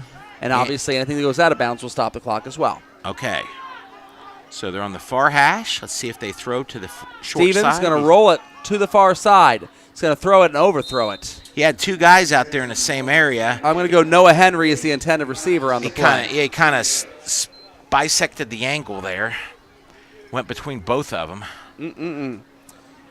Here's a score from way up north, Danny Vogt. Yes. Archbishop Hoban and Cuyahoga Falls Walsh Jesuit, two very good teams up in Division II in the Akron, Cuyahoga Falls area. Yes. Hoban up in the first quarter, 37-0 in that game. Wow. So keep an eye on Archbishop Hoban and Massillon, Washington in Division II, Region 7. Circle that as a possible regional final. So That would be well worth attending. Two heavyweights just going at it big early. time. But Hoban is for real. Stevens He's going to run. scrambling left. Can he get out out of bounds? Yes, he does. He does. Nice play. Clock is going to be stopped in 1:40 left, and it's going to give a third down opportunity for the Vikings so they can convert it. Try to get the ball across the 40-yard line and get this drive going. Boy, they didn't give him a very far advancement. But then again, it was on the far end of the field, so I didn't see exactly where he went out, but I thought he was up there near the 37. But he's way back here at the 32, 33. 3rd and 5. Looks like the Baden most recent touchdown to make it 28-0 was a Carson Cheek pass from Alex Ritzy. So Cheek has been in the end zone at least twice up there. Straight up the middle. First down. Nice run. Oh, and there's a late flag. Very late. I think it's going to be a sideline warning on the coaching staff for Lockland. It's Dawson Hayes. That's what it is. Yeah, sideline warning is no yards the first time, but a 15-yard personal foul the second time. And look at New Miami. Clock will resume on smartly the in coached. play. They're up there right at the line, ready to resume. He's looking at his wristband for the play. Down to 129 and ticking. Ooh, a little flinch by the right tackle. He got away with it. Stevens going to roll out left. Going to He- drop the ball. Are you kidding me? He fumbles the ball. Lockland's going to pick that up and run it back. Oh, my goodness. He basically just laid an egg. That's it. Looking to see the number of the player that returned that there, Dan. He's in a mass of people. Let's go with Damian Dawson. Let's see here. He's going to turn around in a second here. He's off the sideline now at this point in time. 15? Yeah. Looks like that's going to be Les Criswell. A freshman. We've had a lot of freshmen making plays tonight. Well, circle that as your big momentum play of the night. Oh, yes. because New Miami had an opportunity at midfield with a minute and a half left to go. They cut it to 2 scores. It would have been very, very huge. And instead, Stevens simply dropped the ball as he was scrambling. Just lost control of it. Diallo's got it up and splits the upright. And so we've got that was unfortunate. 34-7. What could have been a much more promising situation, the Vikings, is going to turn out to be a pie from the help, so to speak. Goodness. Not quite the pie you want to bite into. Did he get bent backwards over there, Joel? I think he was just simply scrambling. Okay, and it just fell out of his hand. Maybe he might throw it away. It just kind of slipped out of his hands and just fell. Oh, my goodness. He kept going, and the ball did not. All right. Baden has already put their second stringers in. Rocco Malazzo with a 1-yard touchdown run. 35-0 Rams over Carroll. You know, it's Rocco Malazzo. I used to say the glory days of the Baden Rams were between 78 and 81. I think they went 10-0, 9-1, 10-0, 9-1 over those 4 years. Well, we're living in them now. They've won 34 straight regular season games. This is the glory days for Baden. Absolutely. They just need to add a state title to it. Yes. And I don't know that this will be the year for it. I know Yordy's not going to like me saying that on the air, but there's a couple teams in Region 11 that will be tough. Bloom, Carroll, Bishop Watterson. But the toughest one of all will be in Region 10, Toledo Central Catholic. The Fighting Irish. Coming down from Division 2 where they won the state title over Hoban last year. That's going to be your presumptive favorite in Division 3. Yeah. Kickoff's going to roll and be into the end zone. New Miami is actually very lucky that ball scooted in the end zone. It didn't end up in there by much, and that would have been an easy onside kick pickup for Lockland had New Miami not scooped that up and it not gone into the end zone. That's why they leave the grass a little tall here on the field. Befuddling score at halftime in Winton Woods. The Kings Knights have a 12-7 lead over the Warriors of Winton Woods. Winton Woods. Woot. Befuddling, I say, because Kings lost to a winless Loveland team a couple weeks ago. Go Tigers. And Loveland is now on a 3-game winning streak, lo and behold. Who knew? I know Loveland pretty well. That's where I work. Your dentistry practice is there, yeah. Thank you. Thanks for the commercial. And anyway, Loveland has never really had a great team all the years I've been there, so it's nice to see Loveland doing its damage this year. So how do you lose to Loveland now you're leading Winton Woods at halftime? Explain that one, Kings. I can't. Stevens looking. He's got a crossing route. Get out of bounds. The receiver is number 4, Caden Schnitzer. Get out of bounds, Schnitzer, Caden. I don't know if he tried to get out of bounds or not. He got pushed Actually, out of bounds. That's one. That's Sam Mayer. Darn these uniforms. They're hard to read. Dan Markham, tell your team to get some square numbers next year, shall you? No, how about white on green? White on green would be good too. With a black outline. Little bigger number, white and square. Extra large print. All of those things are very, very helpful. Yeah, black and green, not a good combo. Handoff up the middle. And Dawson Hayes. He did not get the first down. He did, Dan. Oh, good. Take a look at the referee on the far side. Yeah, Yep. They're saying move the chains. Move the chains, and the clock is stopped. Not moving. Now they're starting. 55 seconds. Mm-hmm. There you go. 50 seconds in ticking. See if the Vikings can get something here. Stevens going to look. He's got a possible out route. He's going to run left. He doesn't have anybody close to throw this ball to. He's going to go ahead and run out of bounds. The closest receiver to him was 30 yards downfield, Dan. Yeah, and on the run, that's hard to do. Oh, got to give him an underneath route there or something. All of his underneath guys were on the right side. He ran away from them. So. And all that promising running, he got a yard. At least he got out of bounds. Yes, he did. So take that for whatever it's worth. 1 yard. And 1 yard. That's right. That's exactly what it's worth. 2nd and 9 for the Vikings. It's too early to be good and slap happy time, Dan. The 27-point margin by halftime. That's okay. We just don't want a running clock. Mm-hmm. We'll give out $5 off your next game running clock coupons up here in the press box. That'd be nice, wouldn't it? It would be. Stevens going to roll right. It's hard to do for a left-handed quarterback. Throws it out of bounds. He was aiming for the cheerleader assistant number 1, that young lady on the sidelines, but she was smart enough to avoid the pass. It's like Connor Martin, the 8th grade water boy with the arm in a sling. He called a game with me from this booth 2 years ago against Milan, Indiana. He did a great job in that game, so now he's on the sideline. Smart to see It's good that. to see Connor. One to retrieve that ball for the Vikings. 3rd and 9, and New Miami has to watch out here. I know they're down by 27, but you don't want to throw a turnover or do anything costly here. They're already in such a big hole. They don't want to have a running clock to start the second half. 3rd down. They got three to the right and 1 to the short hash. No, they got 5 out there. Oh, Blitz. blitz. There's no way. And that is Truth Bankhead. And one more time, Mason Stevens cannot handle the truth. And Lockland, bloodthirsty that they are, they stop the clock. They want a punt return. They do. I don't blame them for wanting a punt return. They got some I athletes. was going to see if they let that clock run out or not, but no. They've got the athletes, and they want a punt return. They want to beat the Vegas line. 18 seconds remaining in the second quarter here at Merrifield. Lockland, and you know, Dan, if they can get a punt return, that would set up a running clock for the entirety of the second half. Yes. That's what Lockland might be thinking about here. And as much as you and I do hate running clocks, Yes.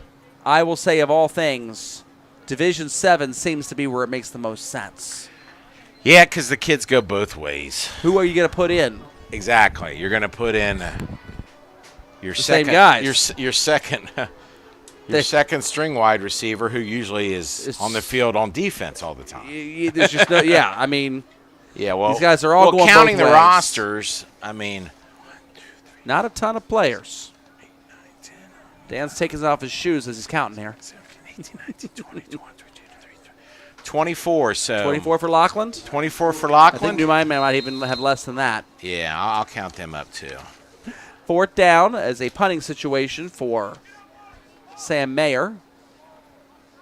Looks like the deep man is tall. Yeah, New Miami has 22. You're right. Here we go. Nice kick this time. Wobbly. He's going to bounce and get a sideways hop and then a backwards hop. And the ball is going to be down with, well, still 18 seconds left because the clock never ran. The visiting clock keeper, Sharon Howard. I counted 7 seconds there, Sharon. Got to bump it down to 11 and watch the coach go nuts on you here. Referee's going to count 6 seconds, and there you go. So to 12 seconds it goes. They have it on the field. It's nice. Referee has a loud voice, and the crowd is not overpowering him either, which helps. We can all hear the official real easily without a microphone. Here we go. 39-yard line. This is where we started this whole first half. Damian Dawson back to throw. He's out in the flat. Tall. He makes a cut. Needs to get out of bounds. This is Barry Sanders Toward the electric. sideline. He could make Cuts it. back, and Oh. he is in. Are you kidding me? Wow. As the clock strikes 0, Muhammad Tall is standing tall. in the end zone facing Mecca. No, I don't know. Muhammad Tall. That was the he's the first half player of the he's the player of the game so far. He's been great. Oh, There's my been a goodness. lot of guys, though, for Lockland that have had some very big numbers. We're going to have an extra point opportunity here for the Panthers. That's pretty disheartening for New Miami. Oof. It's brutal. You managed to go from possibly down 10. You're at midfield trying to chip this down to a 2-score game. Now And you're now down all of a sudden you're down by 34. 33, 34 extra point pending. Diallo's kick is up. Good. Good indeed. And so the halftime score at Merrifield, the Lockland Panthers 41, New Miami 7. We don't even have a commercial to be able to take you, even if we wanted to. So you might as well just hang here with us as we talk about some scores, right? Hats off to, I got a check mark off my bucket list, Joel. I went up to South Bend, Indiana. Ah, And I watched tell us about South Bend, Indiana, Buckeye fan. Oh, mercy me. Well, when this game came out and college football, or they plan their schedules well in advance. I knew about this game 8 years ago. Wow. So I said, I'm not going to go to Notre Dame at Ohio State, which was last year. I'm going to go to South Bend and see the Irish and the Buckeyes play. Well, fortunately for me, I wasn't able to get any tickets, but my friend Pat Linehan, shout out to Pat, he had an uncle who had a seat, and his uncle could not attend, so I gladly took the ticket. We went down there. It was like an Ivy League school, just beautiful trees, touchdown Jesus, the grotto, just, oh my goodness, just a beautiful place. Notre Dame is gorgeous. And originally, as a young boy, my dad wanted me to go to Notre Dame. Then when he saw what Notre Dame tuition is out of state, he said, "You're a Buckeye, son." I'll never forget that. So and ever since then, I've been an Ohio State fan. But Notre Dame has always been my second favorite school. So when I got there, the Notre Dame fans were class. I wore my Buckeye shirt. I didn't cheer too much to be, contrarian. But they were nice. They were telling me how good our team was. And the usher said, as I was leaving the stadium, "Congratulations, Buckeye guy, good game." They didn't know my name, and I gave him a fist bump. And, oh, my gosh, just class all around. And what a great finish to that game, too. A 4th down and goal Yes. at the goal line, no time left. Yes. That's all you had. And NBC said that the ratings for that were the highest for a college football game since 1993. Wow, that's pretty good. It's pretty good. No doubt. I forget the game. But hats off to Notre Dame. Probably like a Notre Dame-Florida State game or something like that back then with Yeah. Bobby Bowden, I would think would be Yes, exactly. what you're looking at there. All right, looking at some other high school scores. We'll All start right. in the GMC because I can't show you anything right now graphic-wise, so here's what we're stuck with. Halftime at Firebird Stadium, Lakota West up over Oak Hills 45-0. There's a running clock. There's game. a running clock game, no problem there. John Kitna's Lakota East Thunderhawks got their first win last week over Coleraine. They're on the road at Sycamore tonight. It is 10-10 at the half there between the Thunderhawks and the Aviators. And you can't throw an interception without kidding. INT. Yes, sir. That's right. Princeton at Fairfield Alumni Stadium tonight. The 6-0 Vikings have not been dominating the GMC in terms of the scoreboard, but they've just been picking off every opponent one at a time. They've already beaten Lakota West this year. They're up 14-6 at the half over the Indians.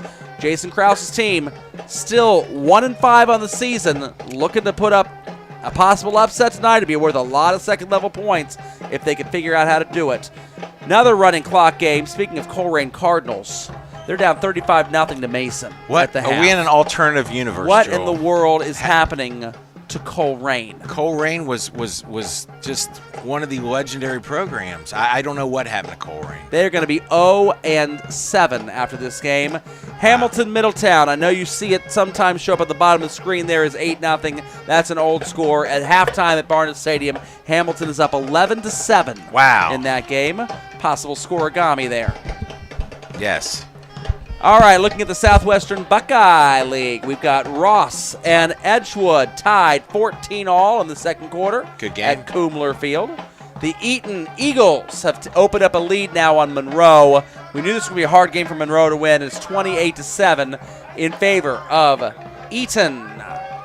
Others from the other division of Southwestern Buckeye League, Madison down at halftime in Germantown playing Valley View. The 6-0 Spartans up 28-0, not having much of a problem with the Madison Mohawks. Brookville up 21-0 over Oakwood. The Lumberjacks in the third quarter of that game. Waynesville all over Carlisle 45-8 in that game, also at the half. SWAC score, we've got Harrison 28-0 over Mount Healthy in the second quarter. That's a bit of a shocker because Mount Healthy's had a very good season, but not tonight. The Owls, they have been. That is surprising, Joel. Very surprising score. Maybe Harrison's better than we gave them credit for. I've not seen a score yet for Northwest and Talawanda yet. Looks like we'll see if Talawanda is able to post anything on Twitter for us at all. But no, so far nothing, and it's not been available either. You're not. It's X, Joel. You don't embrace the X. I have not embraced the Jamie Kennedy experiments. Yes, known as X. Miami Valley Conference Grays scoreboard. Halftime, Cincinnati Country Day Nighthawks lead Clark Montessori 28-0. CCD is the class of the Gray Division and should win this division running away over the next few weeks of play. If any one of these schools, and New Miami and Lockland will both have their shot at them, if either one of them were able to pull out that massive upset, That game alone would be enough second-level points to put them into almost home game territory. All right, trivia. Are there any MVC schools, since they have the Scarlet and Gray divisions, are there any schools that wear Scarlet and Gray? Oh, just off the top of my head or what? Yeah, sure. Well, Purcell Marion has got red. I don't know if you can say that's scarlet or not. Okay. I'm hitting Joel with the hard questions. Not only does he have to know the league, he has to know the colors of the North teams. College Hill also has red in their color scheme. Okay. All right. Well, good for you, Joel. You got 2. All right. Roger Bacon leading Summit Country Day 20-0 at halftime. Roger Bacon is the class of the MVC Scarlet division and giving Baden some second-level points, there you go. them out. Halftime, Purcell Marion at their home stadium, Roger Staubach Stadium, leading the CHCA Eagles 9-6 at the half. Did Roger give some money to them? I would imagine so. Or did they just love Roger? I would imagine so. Roger Dodger. GCL Co-Ed, Alter Knights leading McNicholas 7-0 at halftime. That's it, huh? That's it. Wow. Go McNick. And CJ, as we mentioned last night, beating Fenwick 48-20. CJ lost last week in Paradise 35-0 to the McNicholas Rockets, blasting off again, Team Rocket. That was not Paradise for That them was not Paradise for them at all, coming back to Glass Stadium and knocking off Fenwick by 28 points, trying to make a sense out of exactly how good CJ is. Now, how is CJ become a running stalwart here? I don't know, but they ran for 450 yards against Fenwick last night. Oh, my goodness. Absolutely incredible. Well, they'll be playing Baden later in the year. Maybe we'll get to see that game. Maybe we'll get to call that game. That would be great. In a couple weeks. It's at CJ, so I don't know if Chatterbox will make the trip all the way up to Dayton or not. But we will. Oh, we will. That's for sure. Baden has a 35-7 lead over Carroll at halftime. The Carroll Patriots have finally scored against the Baden Rams for the first time in God knows how many years. Give Carroll credit. Baden's only giving up 6.1 yards per game, so Carroll's beat 6.1 points per game, I hope, yeah, right? That's what I meant. Yeah, not yards. Not points. yards. Looking at the Carroll great. Looking at the Carroll Patriots and their scores against Baden. Yes. Last year they lost to Baden 42-0. The year before that in 2021 they lost to Baden 62-0. In the COVID year of 2020, they lost to Baden 34-0. Oh my So the last time Carroll has scored against Baden at all was 4 games ago in 2019. And that was a 45-14 drubbing at the hand of the Baden Rams. That's a drubbing. You know, it's kind of amazing all those years as Baden people that Alter would just wallop everybody. And it's now as if Baden has become Alter. Baden has become Alter. It's kind of amazing. It really has. It really is. All right, third quarter of the GCL South. The Trinity Shamrocks of Kentucky, Louisville, leading St. X 10-3 at Balaban Field. Moeller leading Elder at the pit 21-7 at the half. Moeller needs that win. Elder would be in great shape for the 3 seed or better if they can pull this thing off. And then LaSalle losing at home 28-6 to Indianapolis Cathedral at the half. Eastern Cincinnati Conference scoreboard. Anderson 32-7 over Little Miami, having no problem there. The Raptors. It still does say Redskins in their end zone, though. Has New Miami ever played Little Miami? Oh, probably not. Little Miami's Division II. I can't imagine that those two would play each other. That's so Little Miami's bigger than New Miami. Little Miami is not as little. They're bigger. Than New Miami. Okay. New Miami should be really little Miami. Littler Miami. There you go. Turpin leading Loveland 31-10 at halftime, so maybe that 3-game miracle run for Loveland coming to a crashing halt there. Go Milford 28-0 over Walnut Hills. They'll have no problem. In Milford. That game is in Milford, indeed. Lebanon and West Claremont 14-14 in the second quarter. And at halftime, Kings leading Winton Woods 12-7. Very strange score there. We'll have to keep an eye on that game. That's just that's the upset of the night, I think. Cincinnati Hills League, Wyoming over Deer Park 35-0 at the half. And Wyoming has not lost a regular season game since 2015. That is correct. That's amazing. That's an Ohio record. Third quarter in Stargell. Taft over Big Red Hughes 37-7. Senators not having any problems there. No score being reported yet for Riverview East Academy. That one kind of matters a lot to both of these schools because that's the one win that can give them both second level points. Riverview East has not won a game yet. since they beat New Miami, but then they lost to them because of the forfeit. So no second-level points have been issued to either Lockland or New Miami. And so both of them are sitting there with one OHSAA win at this point in time and no second-level points. Lockland will get some second-level points from New Miami. They'll get 4 of them tonight after they finish this victory up.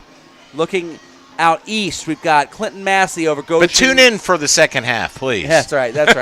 Clinton Massey 29-0 over Goshen in the third quarter. Wilmington, no problem. Batavia 22-0. Both of those are pretty dominating one side of the fairs.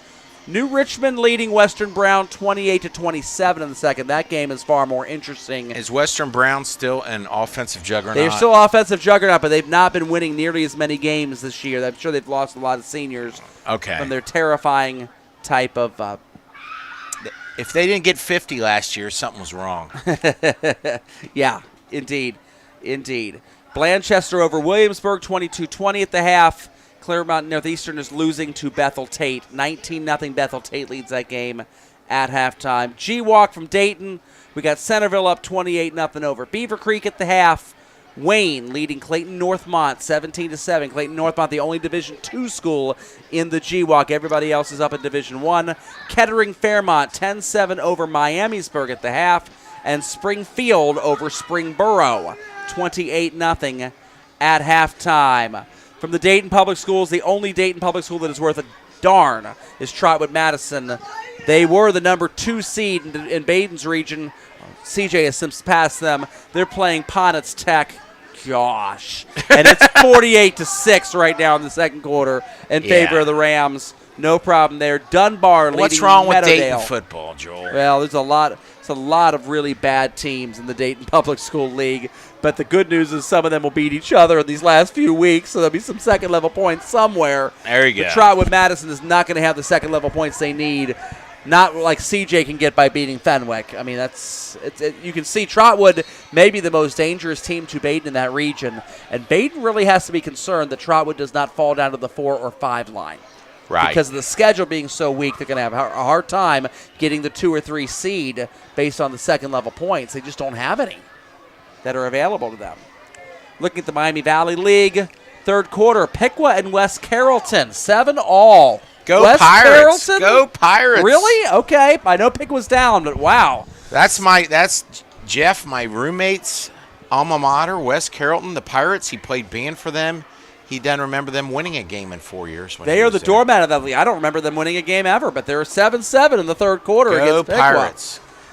Greenville, another doormat of that league. They're trailing at halftime. Stebbins, the Indians, have a 30-0 lead over the Green Wave. Vandalia Butler coming out of nowhere. They upset Tippecanoe a couple weeks ago. They're now leading the Fairborn Skyhawks, coached by Larry Cox. Skyhawks? Did they change their name? They've been the Skyhawks. No way. 28-6. They had to be an Indian or something back in the day. Tippecanoe and Tyler, too, leading the Sydney Yellow Jackets 20-7 at the half. Okay. And Troy leading Xenia. Xenia was pretty much undefeated the last couple years in this conference. They dropped a game to Vandalia Butler a couple weeks ago and have not won since. Wow. And now Troy is up 28-6 at halftime there.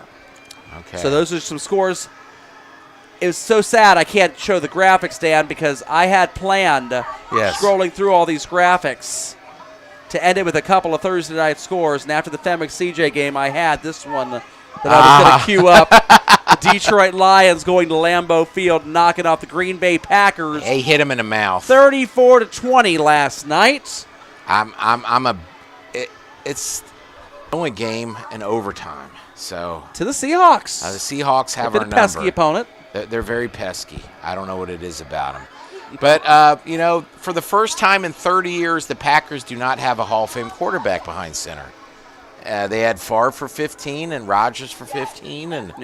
And now Jordan Love, they were trying to knight him last night, saying he was – I loved how the announcer said Green Bay scored the last 18 points of the game and won over the Saints. Granted, but not one of them said that Derek Carr went down with an injury. Yes, he and did. they didn't do anything once that happened. It was so nice in that Saints-Packers game, though. I know you don't love the Packers being a Lions fan. Right. Obviously, as a Panther fan, I have a rooting interest for Green Bay in that contest. Right. Knock our division rivals down by 1. Oh, yes. But to see the analytics, you're down 17-3, you score a touchdown, and you go for 2 to make it 17-11. Right. And that gives you the chance to win the game with a touchdown and extra point rather than let's play for overtime. And only honestly, make extra points. that 2-point conversion was pretty easy. And, It was. and I don't think the Saints were prepared for that because it was unorthodox. Also, an interesting score from last night in Major League Baseball I wanted to mention, so we got time here at halftime. The Reds obviously are in a wild card race at this point in time. They're a game and a half back. Game and a half back going into tonight. Interesting that it's a game and a half. They would have been a game back had both the Cubs and the Marlins lost. The Cubs lost. The Marlins, after getting rained out on Tuesday, had to play a doubleheader in New York on Wednesday, split the doubleheader, and then they had Thursday's game was 0-0 going into the 8th inning. The Mets scratch out a run in the bottom of the 8th. The rain starts to fall. The Marlins come up to bat. They manage to get 2 runs in the pouring rain in the top of the 9th inning before the umpires finally have to call it and tarp the field. So that is technically a suspended game with 3 games left to go in the season, which is why the Reds are a game and a half back of that wild card spot right now. Not a game. The Marlins couldn't finish that game at 12:30 in the morning, had to fly to Pittsburgh. They're playing the Pirates tonight. They will have 3 games against the Pirates, and then if they are up a half game over somebody they don't have the tiebreaker to, will have to fly back to Queens and finish basically 1 out. They got 2 outs in the top of the 9th. Would have to get their last out at bat and have to get 3 outs defensively to win that game to clinch the wild card spot still. Wild things at the end of the baseball season with this 3rd wild card. And the wildest is the Reds leading the Pirates 9-0 and losing the game. The other night. Yeah, the Reds may have lost their wild card spot with that 13-12 loss when Ohio State was playing Notre Dame. Kind of wild that a college football game was over and the Reds game, I think, was still going on at that point in time, even though it started earlier. Well, you put up 25 combined runs. I guess it's going to take a while to get those 9 innings in, but wild scenarios definitely in play there in Major League Baseball. As Dan. a suffering Reds fan, and I was fortunate to live with the Big Red Machine. I'm an old guy, and the 90 team was special. But, it's been tough sledding, as Dick LeBeau used to say. So I do see the future of the Reds. I don't like their manager. Okay? I don't like Bell. So that's all I'm going to say about him. But they have so much youth, and they're all gelling. So I think the Reds next year will be this year's Baltimore Orioles. Wow. The Orioles good? Oh, yes. That good. Wow. The Orioles came out of nowhere this year. They did. But they finished strong last year. They did. So that's my analogy. So we'll see what happens. Bottom of the 6th inning in Pittsburgh. The Miami Marlins are down 3-0 to the Pirates. There you go. That's go Reds. helpful for Cincinnati. How the Reds doing? 0-0 in the 2nd inning in Milwaukee for the Cubs and Brewers. At least the Cubs are playing Milwaukee. That's a favorable matchup for Cincinnati. Top of the 2nd inning, Cincinnati up 3-0 over the Cardinals. Yes.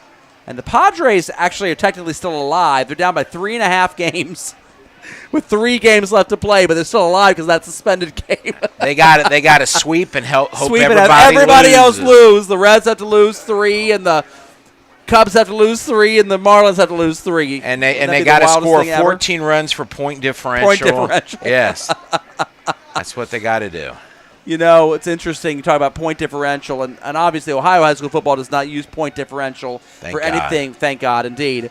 Couple interesting point differential. I remember reading one in a book as a grade school kid that in Louisiana, there was a team that needed to win by like 6 points, I think, and they were up by 2. This is football, right? Football. Right. Could have knelt the ball out up by 2 and actually ran the wrong way, took an intentional safety to force the game to overtime because they had to win by 6 to get a playoff spot. Oh, my gosh. And they did, and it worked. Oh, my gosh. And then the other one, and we found this one out when I was at Melbourne Central Catholic. I was the band director at the 2nd longest high school football game in American history. It went 9 overtimes. Oh, I remember that. You were telling me this one. But there Down was in one. Florida. but there was one football game that went to 12 overtimes, and it was in Texas. Oh, yes. And this was a game where apparently the teams involved in this game, there was a 8-point differential that was needed for one of the teams to make the playoffs. You needed to win and win by 8. And so you get into an overtime situation, and if you don't get the ball first, you can't win because scoring a touchdown would end the game with you with a 6-point lead. So you didn't get to do the 2 after you scored. Well, no, if the game's over, so you would have to basically win the game in an overtime where you are going first. So you could get the touchdown, go for 2, and then stop the other team from scoring anything. And so that's the rare instance where you want the ball first in not overtime. second. And that game went 12 overtimes. Wow. Because they were doing all kinds of weird things. The differential. To get the point of it, the other team kicks a field goal first, you're actually playing for the field goal to send it to another overtime rather than trying to score the touchdown, win the game, and lose out on the playoffs. I hate point differential. Thank God. In Columbus, the Dover Tornadoes have scored again in the third quarter, and the Tornadoes sweeping away the DeSales Stallions 31-7 now in that game. Do they have a lot of tornadoes in Dover? Everyone that's on the football field, I suppose, right? Looking for some other scores. It looks like Moeller's kicked a field goal, so now it is 24-7 at the pit between Moeller and Elder. Wapakoneta has had an interception return, so the Redskins have a 28-0 lead over Kenton, way up north in the Western Buckeye League. I love the Redskins. Yes, they do. Hail to the Redskins. That's right. Looks like Springboro's got to safety, and so instead of 28-0, it's now 28-2 in favor of Springfield over Springboro as we get ready to start the third quarter of play here at New Miami. So it does look like I was wrong. It does look like the Vikings will get the ball first. If you look at the state rules, we're going to see something really stupid here. What's that? All right, we've had 20 minutes on the clock. It's expired. Both teams are on the field. We're going to have a running clock second half. But by state rule, you have to have a 3-minute warm-up after the bands. And so they're going to make both teams go back to the sidelines and just stare and look at each other for 3 minutes. Why is that? How did you know that? Because the referee basically told us as he was hollering up. What's the point of the 3 minutes? Well, typically the 20-minute halftime is for the marching band. So if both teams had a band, 10 the visiting team would go 10 apiece, and then you would have 3 minutes. After the 20 minutes expires, the bands clear the field. You put 3 additional minutes onto the field for a warm-up of both of the teams. But both teams are ready to go. They're not complaining. Nobody came over here to tell the clock keeper to put 3 minutes. Thank God so Joel can do 2 minutes of stand-up comedy by Joel Sackenheim. Oh my goodness, 2 minutes of stand-up comedy. No, I'm just throwing you a bone there. I got a bunch of inappropriate jokes that I wouldn't want to say over the air that are really popular in the Napier truck driving school world. That's for sure. Oh, I heard some Sweet Caroline. Yeah, there. I heard some Neil Diamond going through the sound system there. That's a there good you way go. That'll make everybody happy. That's it. We want to party with Neil. Reaching out. Oh my goodness. All right. Anyway. Looking for any other scores I can tell you as we're basically trying to fill time here now. Oh, we've reached halftime up in Cuyahoga Falls. Archbishop Hoban 50-0 over Walsh Jesuits. So good, so good, so good. Looks like Bellberg is up 24-0 on Franklin now in the third quarter. That's a Southwestern Buckeye League game. Well, we're down to 45 seconds of this. This mutual weight off. This 3 minutes of rest. Well, don't worry, but the running clock is going to be ridiculously fast to make up for. We're going to be done with this game by 9 o'clock, I think. It's 8:40 right now. Tune in to Joel on WMOH tonight, 14:50 we'll get there back plenty. a.m. Yeah, and he'll get back there and tell you more And Facts. MOH has got a good game on tonight with Edgewood and Ross. 21-14 now in the third quarter at Coomler. Edgewood has just taken the lead. They've had some good games on MOH. They really this have year. had some very good luck and good fortune with which games they've gone to this year, which means I'll be back at the studio most likely before their game is over.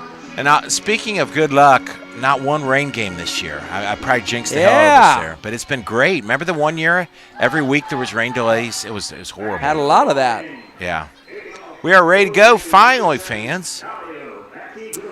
I'll tell you, we had an interesting one I remember several years back where I had Baden and Edgewood I was going to be covering for WMOH, and we ended up with a delay. Right.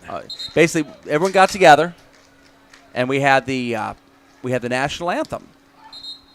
We got And there's another flag that's going to be offsides on Lockland here. all right, we got time to finish this. Yeah, we Go do. ahead. So we had a flag for the we had a lightning strike right at the national anthem, big one. 30-minute delay. 30-minute delay. They cleared the field. Rain started to come, whatever. We were all hanging out in the Edgewood gym, and I was basically giving updates back to the studio from the Edgewood gymnasium about when they're going to resume the game or not resume the game or whatever. The game ends up getting not resumed. They're going to make it up on Saturday night instead. So everybody paid admission and then went home, basically, is all that happened. MOH's game that ended up getting suspended because lightning was in the area everywhere. And I drove all the way out to Milford that night because Hamilton and Milford had their lightning delay earlier and then resumed, and I was able to call some of the Hamilton-Milford game via cell phone on MOH. There you go, on your glorious flip phone. Started the game, on my glorious flip phone. It still works. Here we go. Dawson Hayes going to try to return this ball. He's got some room all the way Wrapped up to up the 42. and tackled. Looks like the Panther on the stop there was number 51, and that's Kendarius Coleman. All right. And so we got a running clock. We're already we're at the 10:30 mark, and we've not even run a play yet because of the penalty and bringing the ball all the way back, and the clock was running during all of that. So the first play of the third quarter is going to be snapped with 10 minutes and 15 seconds remaining in the third quarter. That's if they. Who gets the time of possession for that, Dan? Neil referees. Diamond. Neil Diamond. God, poor guy. The pass pattern is in and out of the hands of Henry. Noah Henry, number 7, intended receiver, and number 7, Aliou Diallo on the coverage for the play. Nice coverage by Diallo there. I think he might have grabbed him a little early. It was one of those split, and they're agreeing with me over there. Coach was right there. Classy move by New Miami. Didn't complain at all about it, did he? We talked about Bishop Watterson earlier tonight, Dan, Yes. as a possible favorite in Division III Region 11. They're up over Kip Columbus 45-0 at halftime. They beat Chardon earlier this year. That was a game that put them on the map for sure. Yes, it did. Keep an eye out for Watterson in Division III. Handoff up the middle to Dawson Hayes. Nice second effort. Brought down. It's going to be a few yards there. Obviously, the favorite in New Miami and Lockland's region is going to be the number 1 seed right now, Marion Local. Those guys just churn them out and churn them out and churn them out. Marion Local tonight looks like was playing against Fort Recovery, so they should have no problem with that one. Fort Recovery's winless. Isn't Marion Local just winning year after year after year? Is that team? Or They've been in the state finals like 9 of the last 10 seasons. Yeah, they fluctuate back and forth between Division 6 and Division 7. They're in 7 this year with New Miami and Lockland. It's almost not fair. Yeah, so is that. That's also almost not fair. Stevens gets crushed there by the Panthers, and it looks like we're going to give credit to Ty Hicks for the sack on the play, but there were several involved. Yeah, good sportsmanship by Ty Hicks there. The quarterback was crumpled over. He got up and kind of gave him a little pat on the shoulder like, sorry, man. I crushed you, but sorry about that. What can you say? Yep. So 3rd and 7. 4th down, actually. Oh, 4th, you're right. Yeah. Scoreboard was a little late there. Sam Mayer is going to go ahead and punt this ball away for the Vikings. Small rush there, and he got a nice roll. It's going to be down there inside the 30-yard line. Nice punt there for Sam Mayer. As the train is churning. Yes. The inevitable sound of the trains in New Miami. It's part of the ambience. And as the clock continues to tick here, We're playing some Miley Cyrus over the PA. 41-7. We're going to take some requests for some train songs. How about like Gladys Knight, right? The Midnight Train to Georgia. That'd be good. There you go. First down and 10 for the Panthers. We're down below 7.5 minutes left to go in this third quarter. As we're basically just ticking this thing away, running clock style. In Division 7, I don't think either team really cares all that much. Straight quarterback draw. Dawson's going to take it outside. Dawson's got some room. There's a flag. There's a hold. Dawson will probably take it to the house. No, he decides. Going to run out of bounds at the 43-yard line. The flag way back there is going to be against Lockland. And so this is going to be a first down and 23-ish after it's all said and done. You think Dawson's wearing the pink shoes because of breast cancer awareness, or he's just styling it? I don't know. That's the question we need to know. But you his shoes are definitely very pink. You don't see many right pink there. shoes. He's easy to spot on the field, that's for sure.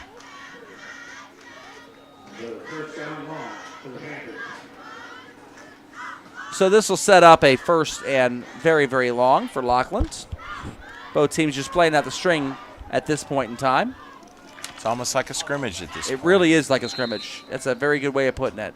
Looks like Landers to Shields for Middletown. The Middies now take a 14-11 lead over Hamilton High at Barnett Stadium. Baden up now 35-7 over Carroll in the third quarter. Comfortably ahead. Yes, sir. First and 20 after the holding play. And Dawson's going to throw. Now he's going to scramble. Another holding call. Oh, good try, good try. He had an intent there, and that was for Muhammad Tall, but he threw it a little bit long. Oh, it's the flag is on New Miami for the what's it when the bench is in the way? You have a sideline warning? Yeah, there it is. And that's their first, so both teams have a sideline warning attributed to them now at this point in time. 15-yard penalty the next time it happens. That's a tough sideline warning on this field. Look at that. I mean, they don't have that much room between themselves and the fence. But look at the size of New Miami's bench, though. It's not like they got a ton of players there. You should be able to stay on the sideline. Yeah, you should. Should. I know people get a little excited. Second down, and of course all these penalties that are called do not stop the clock as we continue to just run. No, Bill Belichick would be just doing penalties the whole time. He would be. It'd be a smart strategy. Just keep taking delay games and never snap the ball, right? There's electric pink shoes. Dawson. Oh, my goodness. And finally out of bounds, and you're going to see a flag there for a late hit. And that's the right call. That's absolutely the right call. He was out of bounds. Dawson obviously frustrated about getting hit late out of bounds. Defender and put his hands together almost like a prayer. It's interesting. Like, I'm praying for you, buddy. You just crushed me. Danny Vogt, you bring up an interesting point. What is to stop a team, right, Lachlan, from just refusing to snap the football and taking delay a game after delay a game after delay a game for the next 18? Accuracy of the running clock. It's kind of weird. But I don't know that any coach has ever tried that before. But I'd do it. You wouldn't have to snap it. No, you wouldn't. Especially where they are now. 5 yards. And look just at go delay back. a game. Go all, and it would be over. Be half the distance once you get inside the 5. To get the 6-inch yard line. Yeah. And you stand there taking 40 seconds off a pop. I wonder why nobody's tried that yet. All right. Well, we got to ask an official about that. I mean, I'm sure it'd be a personal foul, but again, that's only going to be half the distance too when you get that far back. Yeah. For unsportsmanlike conduct. Dawson's going to run. Dawson Hayes going to wrap him up. Let's give the sack to Dawson Hayes first, although also Caden Schnitzer was in the backfield as well, putting the finishing touches on that sack. That was a Dawson sandwich with a little Hayes in the middle for the filling. Second down and about 17-ish. We are down to just over 3 minutes here in the third quarter. It's incredible what this running clock does, isn't it? Yeah, we're barely even playing football. We're not fans. I get it for Division 7. Yeah, I do get it for Division 7. But yeah, we're practically not even. Second down, 17 here. Man in motion. Dawson is going to go ahead and toss the ball. It's complete to number 7, Diallo. God bless you. Aliu, yes. It will make it a makeable third down try. What, they get 10 yards there? Third down, about 9 to go. 3rd and 9. There you go. Trotwood Madison scored again. They lead Ponitz Tech 54-6. And breaking news in the U.S. Senate. You know, Dan, how currently, and I don't care what political party any of you guys watching are, we have 3 senators that cannot string together complete sentences: Feinstein, Fetterman, and McConnell. Feinstein has just died, 90 years old. Mercy. So California Governor Newsom will have to appoint, I guess, her replacement there in the U.S. Senate. 3rd down and 9 for Lockland. Handoff up the middle. It's going to be about a 4 or 5 yard gain. Interesting if Lachlan wants to try a 42-yard field goal. I know they could kick one. Yeah, they're going for it. It'd be a 41-yard field goal, but it's not. I think you're going to have to try to go for this here, Dan. And again, with the I running know. clock, it's not like the clock is even going to stop for a change of possession if you don't get it. I think it doesn't. It won't in this case. Wow. Referees have said nothing is stopping this clock. So here's the scramble, and there's the pass. Oh, through and his it's too hands. tall for tall, Yes. who was not tall enough. And so New Miami is going to take over with 1:15 and counting left to go in the 3rd quarter. They'll get 1 snap off before the 3rd quarter ends. It did stop. We stopped it at 1:14 for the change of possession. All right, so there is a change of possession. Okay. All right. So that our clock manager, that's what's beautiful And about the this referee's quaint looking little at the booth. clock right now, and then he's looking at the player for Lockland out there that's got a helmet issue going on with him. He's helping him get his helmet fixed. Looks like it's Tavon Sheely, the freshman, out there getting his helmet looked at by the officials. Boy, Tavon's a big boy. I got to get his height and weight. I can find that information. This is quite the scene. Looks like a magician trying to pull out, a rabbit or a cloth or whatever else out of that helmet there. Little Beatles there in the background. Revolution. 41-7 here. We're down. Now, wait a minute. The clock was running. Now it's Right, stopped. because they have a substitution because of the helmet issue. So now instead, looks like Now it's running. GB Theum is going to come in and play now for Lockland. And now the clock runs again. Man goes in motion. Jet sweep. It's a jet sweep handoff, and there's nothing there. Johnny Minton wraps up the ball carrier in the backfield. The ball carrier being Jaden Hill. No room for him to run at all. Yeah, and they have Johnny listed as a quarterback, and he's number 34. That's interesting. Quarterback / defensive end. Wow. Now, How's that for a combination? that's a great combo. All right. We got a halftime score from Oxford. Talawanda leading Northwest 37-12. Good for Andy Stuckert. That is great. New Miami is probably the last play of the quarter here, 5 wides. unless there's a turnover. Man in motion.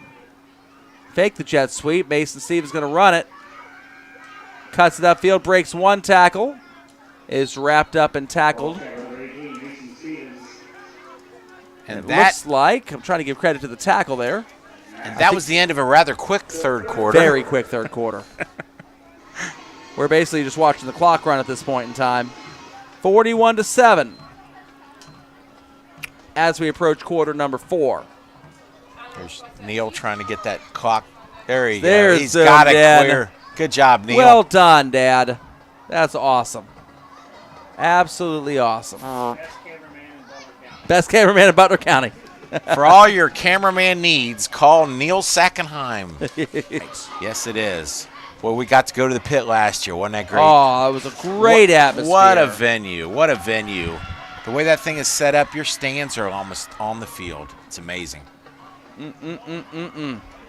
They said it was the #1 place to watch a high school football game in the state of Ohio. I think it's called stadiums.com or something like Alger's that. on there.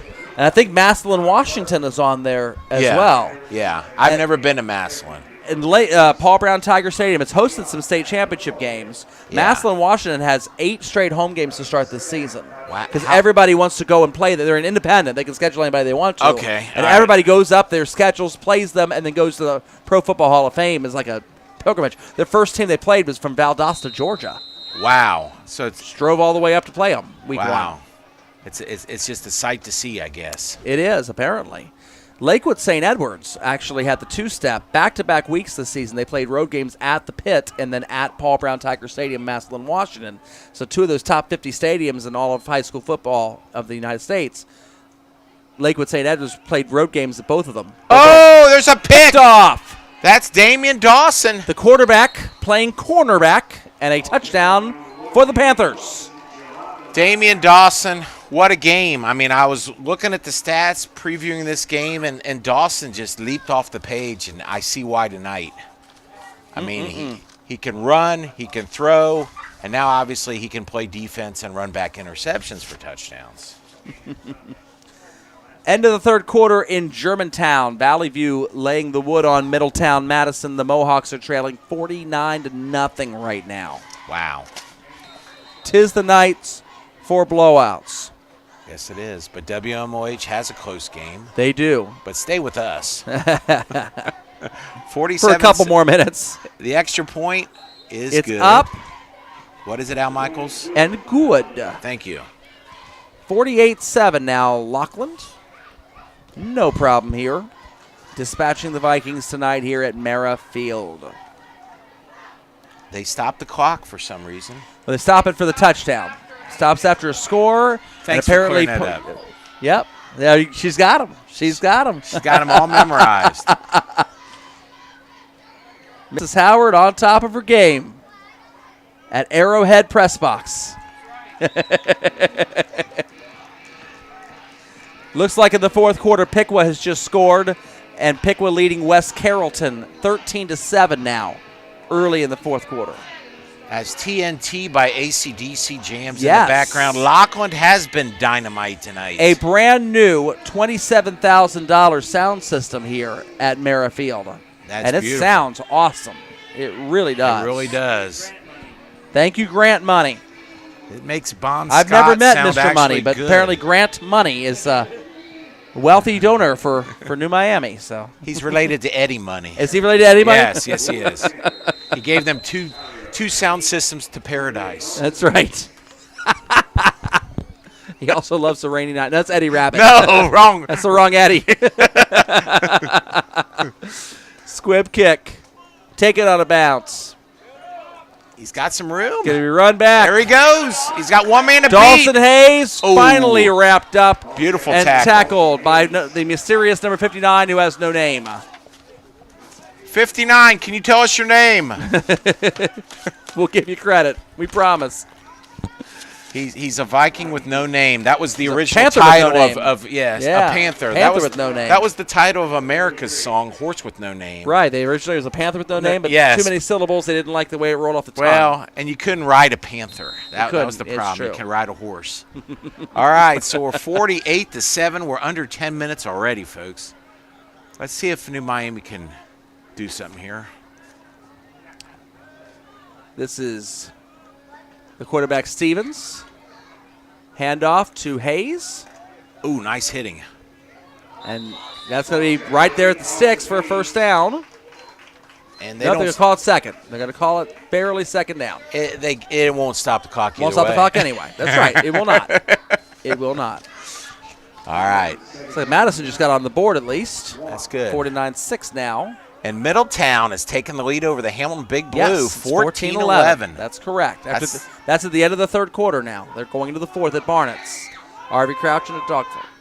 Ball. It was intended for Josh Schnitzer, and it was a perfect pass, well-timed, and had Tall mistimed, but a touchdown for New Miami. Yeah, Had Tall a was great full- breakup. Tall. Let's see if they just get the run in here and get the first down. They're still in the shotgun though. Probably a Good handoff to Dawson Hayes. quarterback draw. I'm going to call here. All right, we'll see. Looks like a blitz coming, You're right. and that you is know, Hayes. He's got it. He's wrapped up and tackled by Tenney. Obilaja. And a first down, Vikings. The clock will continue to run. That is Tenny tackles for Tenny tonight. They reset the chains, and New Miami is in Lockland territory here. It's a nice drive. Not a lot of backups to put on the field for either team, even if you wanted to. Oh, wow, we got an offensive lineman, 2 of them lining up outside, only a 3-man line on this formation. Watch for a possible screen pass. And there it is. Tall for Mayer. Nicely and Mayer's played. wrapped up. Yeah, when you see both offensive tackles lined up wide, that just screams screen pass. Yeah. It's almost like a wide pitch without the lineman Sure. sweeping out. Very the long block. handoff type of thing. But Yes. defense not fooled by that. No, it's almost like the Wildcat. No one's fooled by the Wildcat anyway. People kind of know what it is at this point in time. Yeah. Down to 7 minutes to go here. 2nd down and 10 for the Vikings. And that's going to be a false start, I believe, on one of the wide receivers out wide toward the Lachlan sideline. Got a little bit of an early jump there. And the clock will continue to run as they march off. That's the other thing about the running clock is that when you call penalties, the clock keeps running. So, end of the third quarter, Baden up 42-7 over Carroll. That's annihilation. Fourth quarter score, Princeton 28, Fairfield 14. Fairfield trying to hang in there. They are. They're trying. Dakota West still leading Ooh, heavily. they're stomping Oak Hills. Yeah, 52-7. That's a running clock. Third quarter score, St. Bernard Elmwood Place leading Miami Valley Christian 22-14. That's in this conference. Straight quarterback draw, quarterback keeper, whatever you want to call it. He got 3 yards. St. Bernard Elmwood Place and Miami Valley Christian Academy, the last 2 teams New Miami will play. Lockland has already lost to the Titans, but they have MVCA next week. Okay, so we have 3rd and 12 here. Clock continues to run.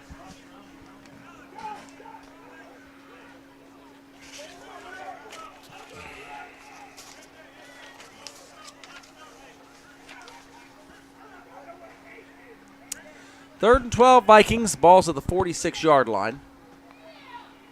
Got 2 plays to get it, Dan. I like Schnitzer down here. Throw it to him. Schnitzer. He's looking Schnitzer's way. He's throwing it to Throw it Schnitzer. long. Schnitzer, the intended receiver, Oh. and incomplete. Schnitzer wanted the flagster, but he didn't get it. Mamadou Diallo on the coverage. The brother of Aliou Diallo.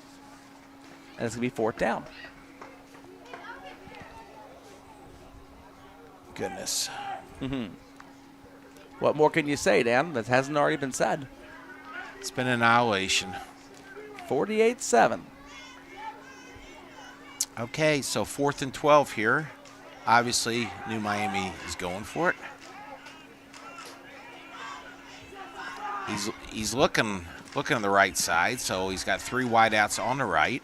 Got to throw this deep enough to get a first down here. Blitz coming late off the corner. Flag coming. It's caught. It's caught in man coverage. Hayes comes down with the catch, and we're going to have a hold on the defense. They might be able to tack that on. First down, Vikings, as they will approach the red zone now. I don't think they can tack that one on. I think they'll just have to do it. We'll see if they do. I don't know the high school rules as well. It's interesting. Yeah, NFL would be a declined penalty, but holding is a 5 yards and an automatic first down in the NFL. Okay, they will decline the penalty and take the play instead. So, similar rule to that of the NFL. We're below 4 minutes left to go. Be nice to see New Miami get a touchdown here late in the game. It would. They got man coverage all across the bottom side of the screen here. 3 receivers, 3 DBs lined up. Only 1 safety dropping back late. But scrambling over there, that's going to be an incomplete pass. There is an eligible receiver in the area. That's Mayer, number 1. So no grounding on the play. 2nd down and 10. Stevens, he's wore out, I'll tell you. He's been running all night. He's a senior. He's got the build. He's 6'3", 220. Yes, the lone senior indeed. One senior on the entire roster for New Miami. That's hard. That's hard. Yes, it is. Tell me another football team in the entire state of Ohio that has one senior on the varsity roster. There ain't many. Handoff up the middle to Hayes. Nice play. And he's going to have enough for a first down. And the ref signaled stop the clock, but he realized don't stop the clock. Wind the clock. We're down to 2 minutes and 30 seconds. And a whistle here. blows. That doesn't. And we got stop an equipment the clock. issue potentially to look at. That's where I wish they could stop the clock. The chain Looks like tangled. they have. No, it's running. Let's see what we're doing here. His brothers are 58 and 65. All right, so the clock resumes. Inside the 20-yard line here, Mason Stevens, the senior quarterback. He's getting. And he's going to be sacked. And he's down. Yeah, Susan Howard mentions to us, even though he's the only of his classmates on the field and on this roster, he does have two brothers. Number 58, Hayden Stevens, a sophomore, and number 65, Dalton Gentry, a junior. Johnny Minton with the sack for Lakota. Lakota. We're down. Lachlan. Lakota. We're getting I was slap looking. happy I was late. looking at the Lakota score. We were looking at the Lakota score, yeah. It's 1 minute and 30 to go. New Miami kind of isn't in a hurry here. He just want to do a good play. Over at Barnett's. Okay, I got an update. Bennett McCoy with a 1-yard touchdown for Hamilton, and Big Blue is back on top, 18-14 over Middletown. Second down, blitz. Stevens is under pressure again. Oh, my gosh. And the offensive line cannot help him. Les Criswell on the tackle for the Panthers. I'm seeing at the end of these plays, it looks like 5 offensive linemen kind of looking backwards at a quarterback with 3 gold jerseys laying on top of him. It's not the still picture image you want to see if you're Coach Fogel. Rush the last 2 plays. Just run the ball. Third and probably about 24. This should be Nope, he's still Stevens throwing. going to throw it. He's throwing it deep. Throwing it long. He's got a chance to come down with this ball. And it is going to be incomplete, intended for Sam Mayer. Down to 12 seconds left. If New Miami wants to take a timeout here, they can run one more play. But they may just go ahead and say the heck with this. As the clock dwindles down. And that is it. And we have a ball game. The final score, the Lockland Panthers, 48. The New Miami Vikings, 7. And if this is a preview of the NFL Panthers-Vikings game, 48-7 Panthers, I would my take colleague that on would Sunday. be my colleague Joel Sackenheim would be thrilled with that result. Well, Dan, talk about Lockland. What do they do well tonight? Just too many strong athletes at skill positions. They had no one to alter the speed. Hard to contain them. Yep. The cutback runs. And you can see New Miami was wary of it from the beginning of the game, kicking the opening kickoff out of bounds and worried about run backs and such. New Miami, they just got to get older, stronger. They're a very, very young roster. Yeah, the experience is going to help them a lot, and that's what they're counting on. Only one senior on the roster. I agree with you. So, go ahead. You got anything else, Dan? No, I just thought Damian Dawson was as advertised. Oh, he was great. I was reading his stats. I mean, he picked off a pass, ran it back, ran one in from long, threw a couple, gave you some amoxicillin. What a guy. Always nice when you can numb the other team's defense, right? That's right. For the good dentist, Dr. Dan Vogt. Thank you. Thank you all for tuning in. Joel Sackenheim here. The final from Merrifield. The Lockland Panthers 48. New Miami Vikings 7. Good night, everybody.